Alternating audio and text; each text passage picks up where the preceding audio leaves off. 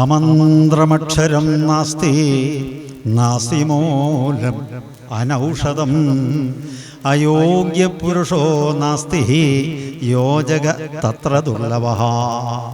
പിടികിട്ടിയോ? അമന്ത്രമക്ഷരം നാസ്തി. ഒരു അക്ഷരം പോലും മന്ത്രശക്തി ഇല്ലാത്തതായിട്ടില്ല. ചില അക്ഷരമൊക്കെ പ്രയോഗിച്ചു കഴിഞ്ഞാൽ എന്താ അനുഭവം ഉണ്ടാവും അറിയോ? അല്ലേ? കാര്യമായിട്ടുള്ള ഒരാളുടെ മുഖത്ത് നോക്കി ഒരു വ്യഞ്ജനാക്ഷരം പറഞ്ഞാൽ എന്താ അനുഭവം ഗംഭീരമാവുമല്ലോ അല്ലേ? അപ്പൊ അക്ഷരങ്ങൾക്ക് ശക്തിയുണ്ട്. നാസ്തി മൂലമനൗഷധം. ഔഷധ ഗുണമില്ലാത്ത ഒരു ഇലയും വേരും കായും പൂവും ഇല്ല. പിന്നെയോ അയോഗ്യ പുരുഷോ നാസ്തി. എന്തെങ്കിലുമായിട്ട് ഒരു കഴിവെങ്കിലും ഇല്ലാത്ത ഒരു വ്യക്തിയും പ്രകൃതിയില്ല. ഏത് വ്യക്തിയും എന്തെങ്കിലും ഒരു കഴിവ് ഉണ്ടാവും. പക്ഷെ ക്ഷാമമുണ്ട്. ആർക്കറിയോ? യോജകത്തത്ര ദുർലഭഃ. വ്യത്യസ്തമായ കഴിവുകളുള്ള വ്യക്തിയെ കണ്ടു വിലയിരുത്തിയിട്ട് ഏതിനെ എന്തിനു കൊള്ളിക്കാം, മനസ്സിലാവുണ്ടല്ലോ? അത് പ്രത്യേക സാമർഥ്യമുള്ളവർക്കേ സാധിക്കും. അങ്ങനെ ഒരു സാമർഥ്യവും യുക്തിയും ഉള്ള ആൾക്ക് മാത്രമാണ് ജീവിതത്തിൽ വിജയം സാധിക്കുകയുള്ളൂ. മനസ്സിലായില്ലേ? ഇത് മോക്ഷശാസ്ത്രമാണ്, മാറ്റത്തിന്റെ ശാസ്ത്രമാണ്. ശരിയായ ഗൗരവത്തിൽ ഭാഗവതത്തെ കണ്ടാൽ തലവര മാറും. സംശയമില്ല, സംശയമില്ല, പരമാർത്ഥമാണ്. ഏതായാലും നമുക്ക് നന്നാവുമെന്ന് നോക്കും. ഒരു പ്രാർത്ഥന പറഞ്ഞിട്ട് നമുക്ക് കടക്കാം.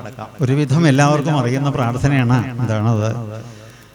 അഖിലാണ്ട മണ്ഡല മണിയിച്ചൊരുക്കി അതിനുള്ളിലാനന്ദദീപം കൊളുത്തി പൊരുളിലും സ്ഫുരണമായി വിണ്ണം പരമപ്രകാശമേ ശരണം നീയെന്നും സുരകോള ലക്ഷങ്ങൾ അണിയിട്ടു നിർത്തി അവികല സൗഹൃദ ബന്ധം പുലർത്തി അതിനൊക്കെ ആധാര സൂത്രമീണക്കി നിലകൊള്ളും സത്യമേ ശരണം നീയെന്നും അഖിലാദിനായക തവ തിരുമുമ്പിൽ അഭയമായി നിത്യവും കൂപ്പുന്നു ഞങ്ങൾ.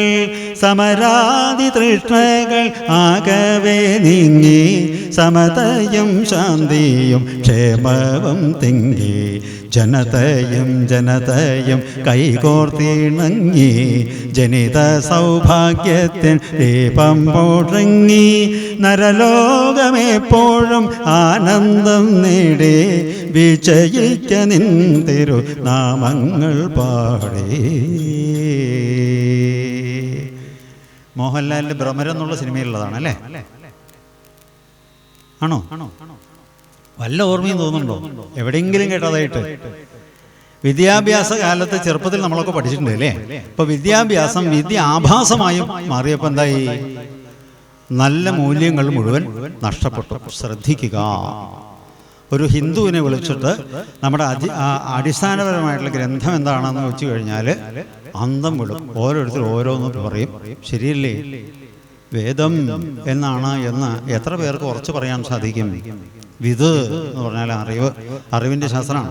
അനേകം പുരാണങ്ങളും ഉപപുരാണങ്ങളും വേദത്തിൽ തന്നെ പ്രതിപാദിച്ചിട്ടുണ്ട് എന്ന് പറയണം. എല്ലാത്തിലും പറയുന്നത് എന്താണ്? ഒരേ സാരമാണ്, ഒരേ തത്വമാണ്. വിവിധ സ്റ്റൈലിൽ അവതരിപ്പിക്കുന്നു. എന്തിനാ അത് വിവിധ സ്റ്റൈലില്? എത്ര ദേവതമാരാ നമുക്ക്? എന്തിനു വേണ്ടിയിട്ടാണ്? ആളുകൾ വ്യത്യസ്ത രുചിയുള്ളവരാണ് എന്നാണ്. ഇപ്പൊ മുത്തപ്പനോട് ആരാധനയുള്ളവന് മുത്തപ്പനെ പിടിക്കുകയുള്ളൂ. അയ്യപ്പൻ്റെ അടുത്ത് പോയാലും മുത്തപ്പാനെ വിളിക്കുള്ളൂ അല്ലേ? ദേവി ആരാധകനോ ഭഗവാന്റെ അടുത്ത് പോയാലും അമ്മേ ഇങ്ങനെ വിളിക്കുക. അപ്പൊ ഉള്ളിൻ്റെ ഉള്ളിൽ ഒരു ഉറപ്പുണ്ടാവും, ഒരു വിശ്വാസം ഉണ്ടാവും, ഒരു ഇഷ്ടം ഉണ്ടാവും. അതിലാണ് അവര് നീങ്ങുക. കുറെ കൂടി അറിവ് പ്രകാശിക്കുമ്പോൾ എല്ലാം ആയിരിക്കുന്നത് ഒന്ന് തന്നെയെന്ന് മനസ്സിലാവും. തൻ്റെ ഗുരുനാഥൻ അല്ലെങ്കിൽ തൻ്റെ ഉപാസനാമൂർത്തി അല്ലെങ്കിൽ തൻ്റെ ഇഷ്ടദേവൻ തന്നെയാണ് ഓരോ ഘട്ടത്തിൽ ഓരോരുത്തരായിട്ട് ഇണക്കുന്നതും ബന്ധിപ്പിക്കുന്നതും ഒക്കെ ആരാണ്? ആ ശക്തി ഒന്നാണ് എന്ന് അനുഭൂതിയിൽ അറിയുവാൻ സാധിക്കും എന്ന് പറയണം. ഇരിക്കട്ടെ. അപ്പോൾ ഏതായാലും നമ്മൾ ഭാഗവതത്തിലേക്ക് പ്രവേശിക്കുക. 2-3 ശ്ലോകങ്ങൾ ഇതിൽ ശ്രദ്ധിക്കേണ്ടതായിട്ടുണ്ട്. ആദ്യത്തേത് എന്താണ്? ജന്മാദ്യസ്യതൊന്നയാതിതരതച്ച് അർത്ഥേഷഭിജ്ഞസ്വരാട് തേനേ ബ്രഹ്മഹൃദായ ആദികവയേ മുഖ്യന്തിയസൂരയ തേജോവാരിമൃതം യഥാ വിനിമയോ യത്ര ത്രിസർഗോംഷാധാംനാസേന സദാ നിരസ്തകുഹകം സത്യം പരം ധീമഹി. ജന്മാദ്യസ്യ, എല്ലാം ഉണ്ടാവുന്നതിന് മുമ്പ്, ഈ സൃഷ്ടികളെല്ലാം ശ്രേഷ്ഠമാകുന്നതിന് മുമ്പ്, ഈ സൃഷ്ടികൾ ഉള്ളതാണെങ്കിൽ സൃഷ്ടിച്ച ഒരാൾ വേണ്ടേ? മനസ്സിലായില്ലേ? അത് ആരാണ്? ഇപ്പം നമ്മൾ 3 അവസ്ഥകളിലൂടെ പോകുന്നുണ്ട്. 4 ഉണ്ട്, പക്ഷെ 4 നമുക്ക് അനുഭവമില്ല. ഏതൊക്കെയാണ്? ജാഗ്രത, സ്വപ്നം, സുഷുപ്തി. ഏതെങ്കിലും ഒരാൾ ചപ്പാത്തിയും കുറുമിയും കഴിച്ചു, ലേശം ചവനപ്രാശവും പാലും കഴിച്ചു, എന്നിട്ട് പറയണം, ആർട്ടെ ഞാനൊരു 5-8 മണിക്കൂർ ഒന്ന് വിശ്രമിക്കും കിട്ടോ, അടിച്ചോളുകൊണ്ടു, അങ്ങനെ പറഞ്ഞ് ഏൽപ്പിച്ചിട്ടാണോ കിടക്കണത്? അല്ലേ? ബ്ലഡ് പ്രൊഡക്ഷൻ നടക്കുന്നുണ്ട്, ബ്ലഡ് പ്യൂരിഫിക്കേഷൻ നടക്കുന്നുണ്ട്, ഗ്ലൂക്കോസിന്റെ അംശങ്ങൾ വേർതിരിക്കപ്പെടുന്നുണ്ട്. പൊട്ടാസ്യം 6 എന്നൊരു പോയിന്റ് ആണെങ്കിൽ 6 നിന്ന് 7 സൂക്കടായി, 5 സൂക്കടായി. അപ്പൊ ഇത് മുഴുവൻ ബാലൻസ് ചെയ്യുന്നൊരു സിസ്റ്റം നമ്മുടെ ഉള്ളിൽ പ്രവർത്തിച്ചുകൊണ്ടിരിക്കുന്നു. നമ്മുടെ ഇച്ഛപ്രകാരമാണോ പ്രവർത്തിക്കുന്നത്? 21,600 തവണ ശ്വാസനിശ്വാസങ്ങൾ ചെയ്യുവാനായിട്ട് ഈ മിടിക്കുന്ന ആളെ പറഞ്ഞ് പ്രേരിപ്പിച്ചതാരാ? നമ്മുടെ കൺട്രോൾ അല്ലല്ലോ സത്യത്തിൽ, അല്ലേ? അവിടെ നിന്ന് വിചാരിച്ചു കഴിഞ്ഞാൽ എപ്പോൾ വേണമെങ്കിലും നിൽക്കാം, പ്രവർത്തിപ്പിക്കുകയും ചെയ്യാം. ശിവശക്തിയുക്തോ യതി ശക്തി പ്രഭവതും നേദേവം ദേവോ നകലുകുശലസ്പന്ദിതും അപി അദസ്വാമാരാധ്യ ഹരിഹര വിരിഞ്ചാതിരവി പ്രണന്തും സ്തോതും വാ കഥമകൃത പുണ്യപ്രഭവതി. ആ ശക്തി വിചാരിച്ചില്ലെങ്കിൽ ശിവശക്തിയുക്തോ, ആ ഭഗവാൻ പോലും തൻ്റെ ആ സംഹാരകൃത്യം നടത്തണമെങ്കിൽ, വിരിഞ്ചൻ എന്ന മഹാകവി, ആദികവിയായിട്ടുള്ള ബ്രഹ്മദേവൻ സൃഷ്ടികൾ ചെയ്യണമെങ്കിൽ, പാലനം ചെയ്യുവാൻ ഭഗവാൻ വിഷ്ണുവിന് കരുത്ത് കിട്ടണമെങ്കിൽ എന്തു വേണം? ശക്തി വേണം, അല്ലേ? ശിവശക്തിയുക്തോ യാ ദേവി സർവഭൂതേഷു ശക്തിരൂപേണ സംസ്ഥിത നമസ്തസ്യേ നമസ്തസ്യേ നമസ്തസ്യേ നമോ നമഃ. അപ്പം എല്ലാത്തിൻ്റെയും മൂലകാരണമായിക്കൊണ്ട് എല്ലാം ഉണ്ടായത് അഥവാ ഉണ്ടാക്കിയത് ആരാണോ, ജന്മത്തിൻ്റെയും മുമ്പ് ജനിച്ചത് എന്താണോ, ആ ശക്തി ഒന്ന് മറ്റൊന്നായി തോന്നിക്കുക എന്നത് ഭഗവാന്റെ ഒരു ലീലയാണ്. തേജോ വാരിമൃതാം യഥാ വിനിമയോ എത്ര ത്രിസർഗോ അംഷാ. റോഡിലൂടെയൊക്കെ ഉച്ചയോട് കൂടിയിട്ട് നമ്മൾ കാർ ഓടിച്ച് പോവുകയാണെങ്കിൽ, ആ നല്ല ഹൈവേ ഒക്കെ ആണെങ്കിൽ റോഡിൻ്റെ തലപ്പിൽ ഇങ്ങനെ വെള്ളം ഇങ്ങനെ കനച്ചിങ്ങനെ പാറണമായി തോന്നും, അല്ലേ? ശ്രദ്ധിച്ചില്ലേ ഇത്? ഉച്ച സമയത്ത് ഇങ്ങനെ, അല്ലേ? അപ്പോൾ വെള്ളം പോലെ തോന്നുക കര, വെള്ളം പലപ്പോഴും കര പോലെ അങ്ങനെ മാറിയൊക്കെ ഒന്നിനെ മറ്റൊന്നായി ധരിക്കുക. ഇതൊക്കെ ബുദ്ധിയിൽ സംഭവിക്കുന്ന ഭ്രമങ്ങളെ കൊണ്ട് സംഭവിക്കുന്നതാണ്. സത്യത്തിൽ ഈ ബുദ്ധിയെയും നിയന്ത്രിക്കുന്നത് ഒരു ശക്തിയാണ്. അപ്പം അതിനെ നമ്മൾ ശക്തി തന്നെ വിളിക്കാൻ പറ്റുമോ, അല്ലേ? എല്ലാം ഉണ്ടാവുന്നതിന് മുമ്പ് ഉണ്ടായതെന്തോ അതിനെ ഈശ് എന്ന് പറഞ്ഞാൽ ഐശ്വര്യം, ശക്തി, ശൗര്യം എന്നൊക്കെ അർത്ഥമുണ്ട്. അതുകൊണ്ട് ഈ സ്വരം പോലും എന്താണ്? ഈശ്വരനാണ്. ഈ സ്വരം ഈശ്വരനാണ്. എല്ലാത്തിനും നാഥനായിട്ടുള്ള, എല്ലാത്തിനും മുമ്പുണ്ടായിട്ടുള്ള ആ പരമചൈതന്യത്തെ നന്ദിപൂർവം സ്മരിക്കുന്നു, അനുഗ്രഹിച്ചാലും എന്ന് ഒക്കെ വ്യാഖ്യാനം ആദ്യത്തെ ഒരു ശ്ലോകത്തിനായിക്കൊണ്ട്. പിന്നെയോ ഈ ഭാഗവതം മഹാശാസ്ത്രം, ഭാരതമുറയായിട്ടുള്ള അനേകം ശാസ്ത്രങ്ങൾ നമുക്ക് തന്നതാരാണ്? ഭഗവാൻ വ്യാസദേവനാണ്. വ്യാസൻ സത്യത്തിൽ ആരാ? വ്യാസായ വിഷ്ണുരൂപായ വ്യാസരൂപായ വിഷ്ണവേ നമോ വൈ ബ്രഹ്മനിതയേ വാസിഷ്ഠായ നമോ നമഃ. ബ്രഹ്മത്തെ അറിയുന്നവൻ ബ്രഹ്മമല്ലാതെ മറ്റൊന്നുമില്ല. അപ്പൊ ഭഗവാനെ പറ്റിയിട്ട് ശരിക്കും ആർക്കറിയാം? നമുക്കറിയോ? ഭഗവാൻ എന്നെ അറിയുള്ളൂ, അല്ലേ? എനിക്കെന്നെ അറിയാന്ന് പറഞ്ഞവര് അവനവനെ പറ്റിയിട്ട് അവനവനെ അറിയുള്ളൂ. അപ്പോൾ ഭഗവാന്റെ മഹിമകളെ പ്രകാശിപ്പിക്കാനായിക്കൊണ്ട് ഭഗവാൻ തന്നെ സ്വേച്ഛയാൽ അവതരിച്ചു. ഇപ്പൊ അവതാരത്തിന്റെ അർത്ഥം മനസ്സിലായില്ലേ? അവതരിക്കുക, താഴോട്ട് ഇറങ്ങി വരിക. എന്തിനു വേണ്ടിയിട്ട്? തന്നിലും താഴ്ന്നോരേ തന്നോളം എത്തിക്കാൻ തന്നെ താനർപ്പിക്ക മക്കൾ. തന്നിലും താഴ്ന്ന ആളുകളെ തന്നോളം എത്തിക്കാനായിക്കൊണ്ട് കാരുണ്യം കൊണ്ട് ചോട്ടിലേക്ക് ഇറങ്ങി വരാം. ഒരു പേരക്കുട്ടി ഉണ്ടായി കഴിഞ്ഞാൽ കുട്ടിയോട് നമ്മൾ എന്താ പറയുക? പാവുമാമയെ കണ്ടോഞ്ഞോട്ടാന്നൊക്കെ ചോദിക്കില്ലേ? നമുക്ക് സത്യത്തിൽ കൊഞ്ഞലൊന്നുമില്ല. പക്ഷെ കുട്ടിയുടെ തലത്തിലേക്ക് നമ്മൾ ഇറങ്ങിയിട്ട് കൊഞ്ഞിയിട്ട് അവനെ ഉയർത്താനായിട്ട്. അപ്പൊ ഇതേമാതിരി നമ്മളെ ഉദ്ധരിക്കാനായിട്ടാണ് ഭഗവാൻ അനേക ശാസ്ത്രങ്ങളെ രചിച്ചത്. ആര്? വ്യാസഭഗവാൻ എന്ന് പറയണം. അങ്ങനെയുള്ള വ്യാസഭഗവാൻ രചിച്ച ഈ ശാസ്ത്രങ്ങൾ കൈകാര്യം ചെയ്യണമെങ്കിൽ 2-3 ഗുണങ്ങൾ വേണ്ടത്രേ. എന്താണത്? പ്രോജ്ജിതകൈതവോത്തപരമോ നിർമത്സരാണാം സദാ. പ്രോജ്ജിതധർമ്മം അനുഷ്ഠിക്കുന്ന ആളായിരിക്കണം. എന്താണ് ഈ പ്രോക്ഷിതധർമ്മം എന്ന് പറഞ്ഞ പ്രത്യേകത? ഫലകാംക്ഷയില്ലാതെ ചെയ്യുന്ന കർമ്മത്തിനാണ് ഫലപ്രാപ്തി ഉണ്ടാവുക. ഫലകാംക്ഷയില്ലാതെ ചെയ്യുന്ന കർമ്മം അത് ഭക്തന്മാർക്കാ സാധിക്കുക. എന്നാ ഭക്തി എന്ന് പറഞ്ഞാൽ എന്താ? അതിന് ശങ്കരാചാര്യസ്വാമികൾ വ്യാഖ്യാനത്തിൽ സ്വസ്വരൂപ അനുസന്ധാനം ഭക്തി ഇത്യഭിധീയത എന്നൊക്കെ പറയും ഭംഗിയായിട്ട്. പക്ഷേ അൺകണ്ടീഷണൽ ലവ് തന്നെയാണ്. കാരണം പ്രതീക്ഷിക്കാത്ത സ്നേഹം, ഒന്നും തിരിച്ചു പ്രതീക്ഷിക്കാത്ത സ്നേഹം, ഗുരുവിൽ ശിഷ്യനോടുള്ള അനുകമ്പ. നല്ലൊരു സദ്ഗുരുനാഥൻ തന്നേക്കാൾ വളരണം തൻ്റെ ശിഷ്യൻ എന്നാണ് മോഹിക്കുക. അതേപോലെ അച്ഛനും മോയരെന്താ പ്രാർത്ഥിക്കുക? മക്കൾ നമ്മളെക്കാൾ. ശരിയല്ലേ? അതെ. അപ്പോൾ അമ്മയുമൊക്കെ ശാസിക്കുന്നത് എന്തിനു വേണ്ടിയിട്ടാണ്? സത്യത്തിൽ കുട്ടിയോടുള്ള അപ്രിയം കൊണ്ടാണോ? അല്ലല്ലോ, പ്രിയം കൂടുതൽ കൊണ്ടാണ് ആ കുട്ടിയെ ശാസിക്കുന്നത്. കാരണം നേരം പോലെ ആവണം, ചൊവ്വോടെ ആവണം. അപ്പം ഇങ്ങനെ സത്യത്തിൽ ഉയർന്നു വലുതായി കഴിഞ്ഞാൽ ചിലപ്പോൾ അവനവൻ്റെ ഇഷ്ടത്തിനനുസരിച്ചിട്ടൊക്കെ ഏതെങ്കിലും ഒരു ഫ്ലാറ്റ് അടുത്തൊക്കെ കൂടിയിട്ട് ഒരു മന്ത്ലി ഒരു സംവിധാനമൊക്കെ വേണമെങ്കിൽ അച്ഛനമ്മമാർക്ക് ഏൽപ്പിച്ചു കൊടുക്കുന്നതായിട്ടുള്ള ധിക്കാരികളായിട്ടുള്ള മക്കളൊക്കെ ഉണ്ട് സമാജത്തിൽ. പക്ഷേ ഒരിക്കലും ഒരു അമ്മ തൻ്റെ കുഞ്ഞിനെ വളർത്തുന്ന സമയത്ത് ഈ ഗുരുത്തുല്യാത്തവൻ വലുതായി കഴിഞ്ഞാൽ ഏതെങ്കിലും ഒരു പെണ്ണിയും പിടിച്ചിട്ട് പോയി തോന്നിയമാതിരി കഴിയോ? കൊടുക്കില്ല. ഞാൻ വേണ്ടി ഇഡ്ഡലി എന്ന് പറഞ്ഞിട്ട് ഇഡ്ഡലി കൊടുക്കാണ്ടിരിക്കണ്ടോ?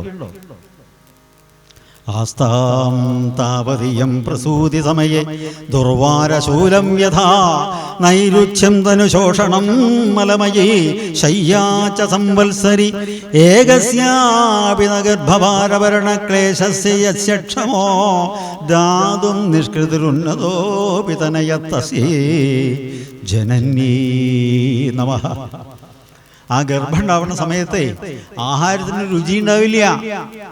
ശരിയല്ലേ? 2-3 മാസം കഴിഞ്ഞ് കഴിഞ്ഞാൽ കുട്ടിയിൽ ലിംഗവ്യത്യാസങ്ങൾ വരും. ആൺ പെണ്ണെന്നുള്ള വ്യത്യാസം വരും. 5 മാസം ആകുമ്പോഴേക്കും അകത്തിടുന്ന കുട്ടിക്ക് വിശപ്പും ദാഹം ഉണ്ടാവും. അപ്പോൾ ഈ കഴിച്ചൊന്നും പോരാതെ വരും. നന്നായിട്ട് ചെല്ലുവോ? ചെല്ലില്ല. അപ്പോൾ രുചി കുറയുമ്പോൾ എന്ത് ചെയ്യും? തങ്കം അച്ചാർ അല്ലെങ്കിൽ ബ്രാഹ്മിൺസ് അച്ചാറോട്ടൊരു തേമ്പല എന്നിട്ട് കുസ്തി ചെലുത്തും. ഇതിനു വേണ്ടിയിട്ടാണ് താൻ കഴിച്ചാലേ തൻ്റെ കുട്ടി ക്ഷീണമില്ലാതിരിക്കുമെന്ന് പറയണം. അങ്ങനെ ക്ലേശങ്ങളൊക്കെ സഹിച്ച് ഒരു കുഞ്ഞിനെ സഹിക്കവയ്യാത്ത വേദനയോടുകൂടി ആ ഒരു കുഞ്ഞിന് ജന്മം നൽകുന്ന അമ്മ, ഒരമ്മയും തൻ്റെ കുഞ്ഞിൻ്റെ മാലിന്യം വരുമ്പോൾ, മലമൂത്രങ്ങൾ വൃത്തിയാക്കുമ്പോൾ മൂക്ക് പിടിച്ചിട്ട് ചെയ്യുന്ന കണ്ടിട്ടുണ്ടോ എവിടെയെങ്കിലും? അത് കാക്കയ്ക്ക് തൻകുഞ്ഞ് പൊൻകുഞ്ഞ്. എത്ര ചന്തമില്ലാത്ത കുട്ടിയാണെങ്കിലും എന്ത് വിവരക്കേട് കാണിക്കണം, എത്ര ഷാഠ്യമുള്ളവനാണെങ്കിലും ശരി, അതൊക്കെ അമ്മയ്ക്ക് രാഗമായിട്ടാണ് തോന്നുക. മര്യാദയ്ക്ക് ഉറക്കം കിട്ടുമോ? ഇല്ല. മുറിഞ്ഞിട്ടുള്ള ഉറക്കാണ്. ഇതാണ് സ്നേഹം. നിരുപാധികമായിട്ടുള്ള സ്നേഹം എന്നാണ്, ഉപാധികളില്ലാത്ത സ്നേഹം. ഗോപികമാര് ഭഗവാനോടുള്ള ഭക്തി പാരവശ്യം കണ്ടപ്പോൾ അത്ഭുത പരതന്ത്രനായിട്ടുള്ള ഉദ്ധവര് വെറുതെ ഒന്ന് ഇളക്കിയതാണ്.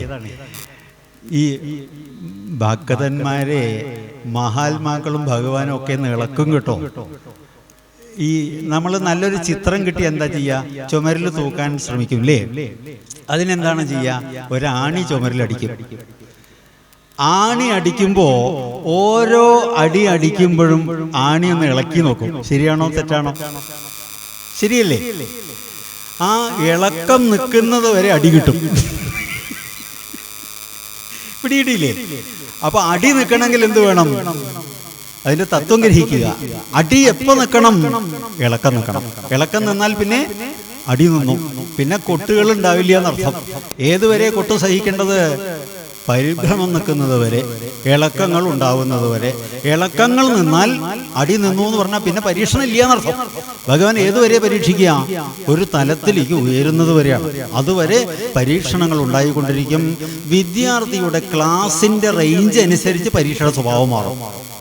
1ലെ ചോദ്യമല്ല 2ലുണ്ടാവുക, അതല്ല 5ലുണ്ടാവുക. SLC സ്വഭാവം മാറി, പോസ്റ്റ് ഗ്രാജുവേഷൻ എന്നൊക്കെ പറയുമ്പോൾ അതിന്റെ റേഞ്ച് തന്നെ മാറി. മനസ്സിലായില്ലേ? അപ്പൊ ഇങ്ങനെ ആ പരീക്ഷകൾ അതിജീവിക്കേണ്ടിയിരിക്കുന്നു. വീണ്ടും നമ്മൾ തിരിച്ചു വരിക. എവിടുന്നാ തുടങ്ങിയത് എവിടേക്കാകുമ്പോൾ ആ പോയിന്റിലേക്ക് തന്നെ എത്തുക. അപ്പോ ഫലാസക്തിയില്ലാത്ത, ഫലകാംക്ഷയില്ലാത്ത ആ സ്നേഹത്തിനെയാണ് എന്ത് പറയുക? ഭക്തി, പ്രോജിത ധർമ്മം. പിന്നെ മാത്സര്യമുണ്ടാവാൻ പാടില്ല, മത്സര ബുദ്ധി ഉണ്ടാവാൻ പാടില്ല. അപ്പം ഞങ്ങളുടെയൊക്കെ നാട്ടിലെ ഇഴക്കാടൊക്കെ എനിക്കൊക്കെ അനുഭവത്തിൽ ഉണ്ടായിട്ടുണ്ട്, നിങ്ങൾക്ക് ഉണ്ടായിട്ടുണ്ടോ എന്നറിയില്ല. ഇഡ്ഡലി ഇഷ്ടു കൂട്ടിയിട്ട് കടിക്കണ സമയത്ത് ചുണ്ട് കൂട്ടി കടിക്കുന്ന അനുഭവം ഉണ്ടായിട്ടുണ്ടോ? നിങ്ങൾ ആരെങ്കിലും കടിച്ചിട്ടുണ്ടോ? ചുണ്ടോ നാവോ എന്തെങ്കിലും കൂട്ടി കടിച്ചിട്ടുണ്ടോ? ഉണ്ടാവാതിരിക്കില്ലേ അല്ലേ? ഒരു കടിയെങ്കിലും ഏതെങ്കിലും ഒരാൾ കുട്ടിയെ ആ വലിയ ചിറ്റിങ്ങോട് കൊണ്ടാ എന്തിനാ അമ്മായി ആ കുരുത്തുമില്ലാത്ത പല്ലിൻ്റെ നാവിനെ കടിച്ചു കുട്ടുക്കും ഞാൻ അവനെ എന്ന് പറഞ്ഞിട്ട് ആരെങ്കിലും ആ പല്ലിനെ തട്ടിക്കൊഴിക്കാറുണ്ടോ? അതിൽ യുക്തി ചിന്തിക്കുക. എന്താ കാരണം? പല്ലും എൻ്റെ തന്നെ, നാവും എൻ്റെ തന്നെ. അഥവാ ഈ പല്ലും നാവും കാതും കണ്ണും എല്ലാം അടങ്ങുന്നതാണ് ഞാൻ. ആനന്ദ ചിന്മയ ഹരേ ഗോപികാരമണ, ഞാനെന്ന ഭാവം അത് തോന്നായിക വേണമിഹ. തോന്നുന്നതാകിൽ അഖിലം ഞാനിതെന്ന വഴി തോന്നേണമേ വരദ. നാരായണായ നമഃ. എല്ലാം ഈശ്വരനെന്നറിയാതെ അല്ലലൊടുക്കാൻ വഴിയില്ല. ഭക്തനു തുണയും തോഴനു താങ്ങും ഭഗവാനല്ലതിങ്ങില്ല. ഈശ്വരൻ നമ്മോടൊത്തുള്ളപ്പോൾ ആശ്രയമറ്റവരാണോ നാം? ആണോ? അല്ല, ആശ്രയമറ്റവരല്ല നമ്മൾ. എന്താ കാരണം? ഈശ്വരൻ നമ്മോടൊപ്പമുണ്ട്. പക്ഷെ അതിന് 2-3 ക്വാളിഫിക്കേഷനുകൾ വേണം. എന്താ അത്? ധർമ്മം ദയയും കൂടാതെ സൽക്കർമ്മം ചെയ്യാൻ കഴിയില്ല. ഉള്ളിൽ അസൂയ ഒഴിഞ്ഞിടാതെ ഭഗവാൻ നേരിൽ വരികില്ല. ഉള്ളിൽ നിന്ന് അസൂയ പോവാതെ ഭഗവാൻ നമ്മുടെ ഉള്ളിൽ പ്രകാശിക്കില്ല. അപ്പൊ ഭഗവാൻ പ്രകാശിക്കണമെങ്കിൽ അതിന്റെ അടിസ്ഥാന യോഗ്യത എന്തൊക്കെ വേണം? അസൂയ, മാത്സര്യം മുതലായിട്ടുള്ള വിഷയങ്ങളൊന്നും നമ്മുടെ ഉള്ളിൽ ഉണ്ടാവരുത്. ഇനി ഒരാൾ എന്തെങ്കിലും ഒരു കൊള്ളരുതായ്മ കാണിച്ച ഒരു തെറ്റുണ്ടായി എന്ന് വിചാരിക്കുക, അത് പൊറുക്കാൻ സാധിക്കുക എന്നത് എളുപ്പമാണ് തോന്നുന്നുണ്ടോ? പൊറുക്കുന്നത് ബലഹീനതയാണോ, ബല കൂടുതലാണോ? നമ്മളൊരു യജ്ഞ സ്ഥലത്ത് പോയപ്പോൾ ഒരു 10-20 പേര് ക്ഷണിതാക്കളായിട്ട് വിളിച്ചിട്ടുണ്ട് സ്റ്റേജിൽ. അത്ര ആളുകൾ ഓരോരുത്തർ ഓരോ വാക്ക് പറയും. ചില സ്ഥലത്തൊക്കെ ഗംഭീര സഭയാ, ഉദ്ഘാടന സഭ. അപ്പോൾ ഒരു മാഷ് വന്നിട്ട് നമ്മുടെ തൊട്ട കസേരയിലിരുന്നു. സ്വാമിജി, ഞാൻ അങ്ങയെ പറ്റി കേട്ടിട്ടുണ്ട്, ഞാൻ കണ്ടു, വിവരങ്ങൾ അറിഞ്ഞു. അപ്പോൾ അങ്ങാണെന്ന് അറിഞ്ഞപ്പോൾ ഇടയിലൊരു സ്തുതിയൊക്കെ ഉണ്ടാവുമല്ലോ എന്ന് പറഞ്ഞിട്ട് ഞാൻ കൽപ്പിച്ചു കൂട്ടി വന്നതാ എന്നൊക്കെ പറഞ്ഞു. കുറച്ച് കഴിഞ്ഞപ്പോൾ ഇദ്ദേഹം നേരെ എണീച്ചിട്ട് ഒരു 7 കസേരയുടെ അപ്പുറത്ത് പോയിരുന്നു. എന്താ അതിൻ്റെ കാരണം എനിക്ക് മനസ്സിലായില്ല ഭഗവാനെ. അപ്പം ഞാൻ ഇപ്പോൾ വല്ല അറിയില്ലല്ലോ, വായനാറ്റുണ്ട്, വേറെ എന്തെങ്കിലും ഇതാണോ, അസ്കതി ഇല്ല, ജവാതൊക്കെ കുറിച്ചിട്ടുണ്ട്, അപ്പം നല്ല സുഗന്ധമാണ് ശരീരത്തിൽ. എന്താ ഈ വിദ്വാൻ എണീച്ച് പോയത് ആലോചിച്ച് പിടി കിട്ടിയില്ല. അവസാനം കാപ്പിയൊക്കെ ഈ പരിപാടിയൊക്കെ കഴിഞ്ഞ് കാപ്പി കുടിക്കുന്ന സന്ദർഭത്തിൽ പറഞ്ഞു, ആ വിദ്വാനെ കണ്ടോ, ആ സ്വർണ്ണപ്രേമ കണ്ണടക്കാരൻ, എൻ്റെ ഒപ്പം പഠിച്ചവനാ, ഗുരുത്തുമില്ലാത്തവന് ഞാനും തമ്മിൽ ചേരില്ല. അപ്പോൾ ഇതാണ് കാരണം. അപ്പോൾ എന്താ കാരണം എന്ന് ചോദിച്ചു. സംഗതി എന്താ വെച്ചാൽ 7ാം ക്ലാസ് പഠിക്കും മഷി കുറഞ്ഞിട്ടുണ്ട് ഇത്രയും. അപ്പോൾ ആലോചിച്ച് നോക്കൂ, ഇതാണ് ആളുകളുടെ ബുദ്ധി എന്ന് പറയുകയാണ്. സത്യത്തിൽ മറക്കുവാനും പൊറുക്കുവാനും സഹിക്കുവാനും സാധിക്കുക എന്നത് ബലഹീനതയല്ല, അത് ബലമാണ്, അത് വികാസമാണ്. തൃക്കടവൂർ എന്നുള്ളൊരു സ്ഥലത്ത് ഒരു യജ്ഞമുണ്ടായി കുറച്ച് വർഷങ്ങൾക്ക് മുമ്പ്. കൊല്ലം ഭാഗത്താണ് കേട്ടോ. അപ്പോൾ ആ തൃക്കടവൂർ യജ്ഞം നടക്കുമ്പോൾ ഒരു വ്യക്തി വന്ന ക്ഷേത്രത്തിന്. അപ്പോൾ നമ്മൾ ഈ വായനയുടെ ഇടയിൽ ഇടയ്ക്കൊന്ന് ക്ഷേത്രത്തിൽ പോയിരിക്കുക. അഭിഷേകവും സ്വയംഭൂവാണ് ഭഗവാനെയൊക്കെ ഒന്ന് കണ്ട് തൊഴും ഒറ്റയൊക്കെ ചെയ്യാമല്ലോ എന്നുള്ള നിലയിൽ. അപ്പോൾ അങ്ങനെ ഇതിൻ്റെ ഇടയിൽ ഒരു വിദ്വാൻ വന്നിട്ട് ഭഗവാന് കൂവളമാല, ഇളനീരഭിഷേകം, അങ്ങനെ കുറേ വഴിപാടുകൾ കഴിക്കണോ? ആ കഥയുടെ പോയിന്റ് ശ്രദ്ധിച്ചോളൂ. അസ്വാരസ്യങ്ങളൊക്കെ ഉണ്ടാവും, അതായിക്കോട്ടെ. പ്രകൃതിയിൽ ഇങ്ങനെയാണ്, എന്തെങ്കിലും വേണ്ടാത്തൊക്കെ എപ്പോഴും ഉണ്ടായിക്കൊണ്ടിരിക്കും. പക്ഷെ അതിനെയൊക്കെ അതിജീവിക്കാൻ നമ്മൾ സാധിക്കണം, ശ്രമിക്കണം എന്ന് പറയാം. അതിലേക്കൊന്നും മനസ്സ് കൊടുക്കണ്ട.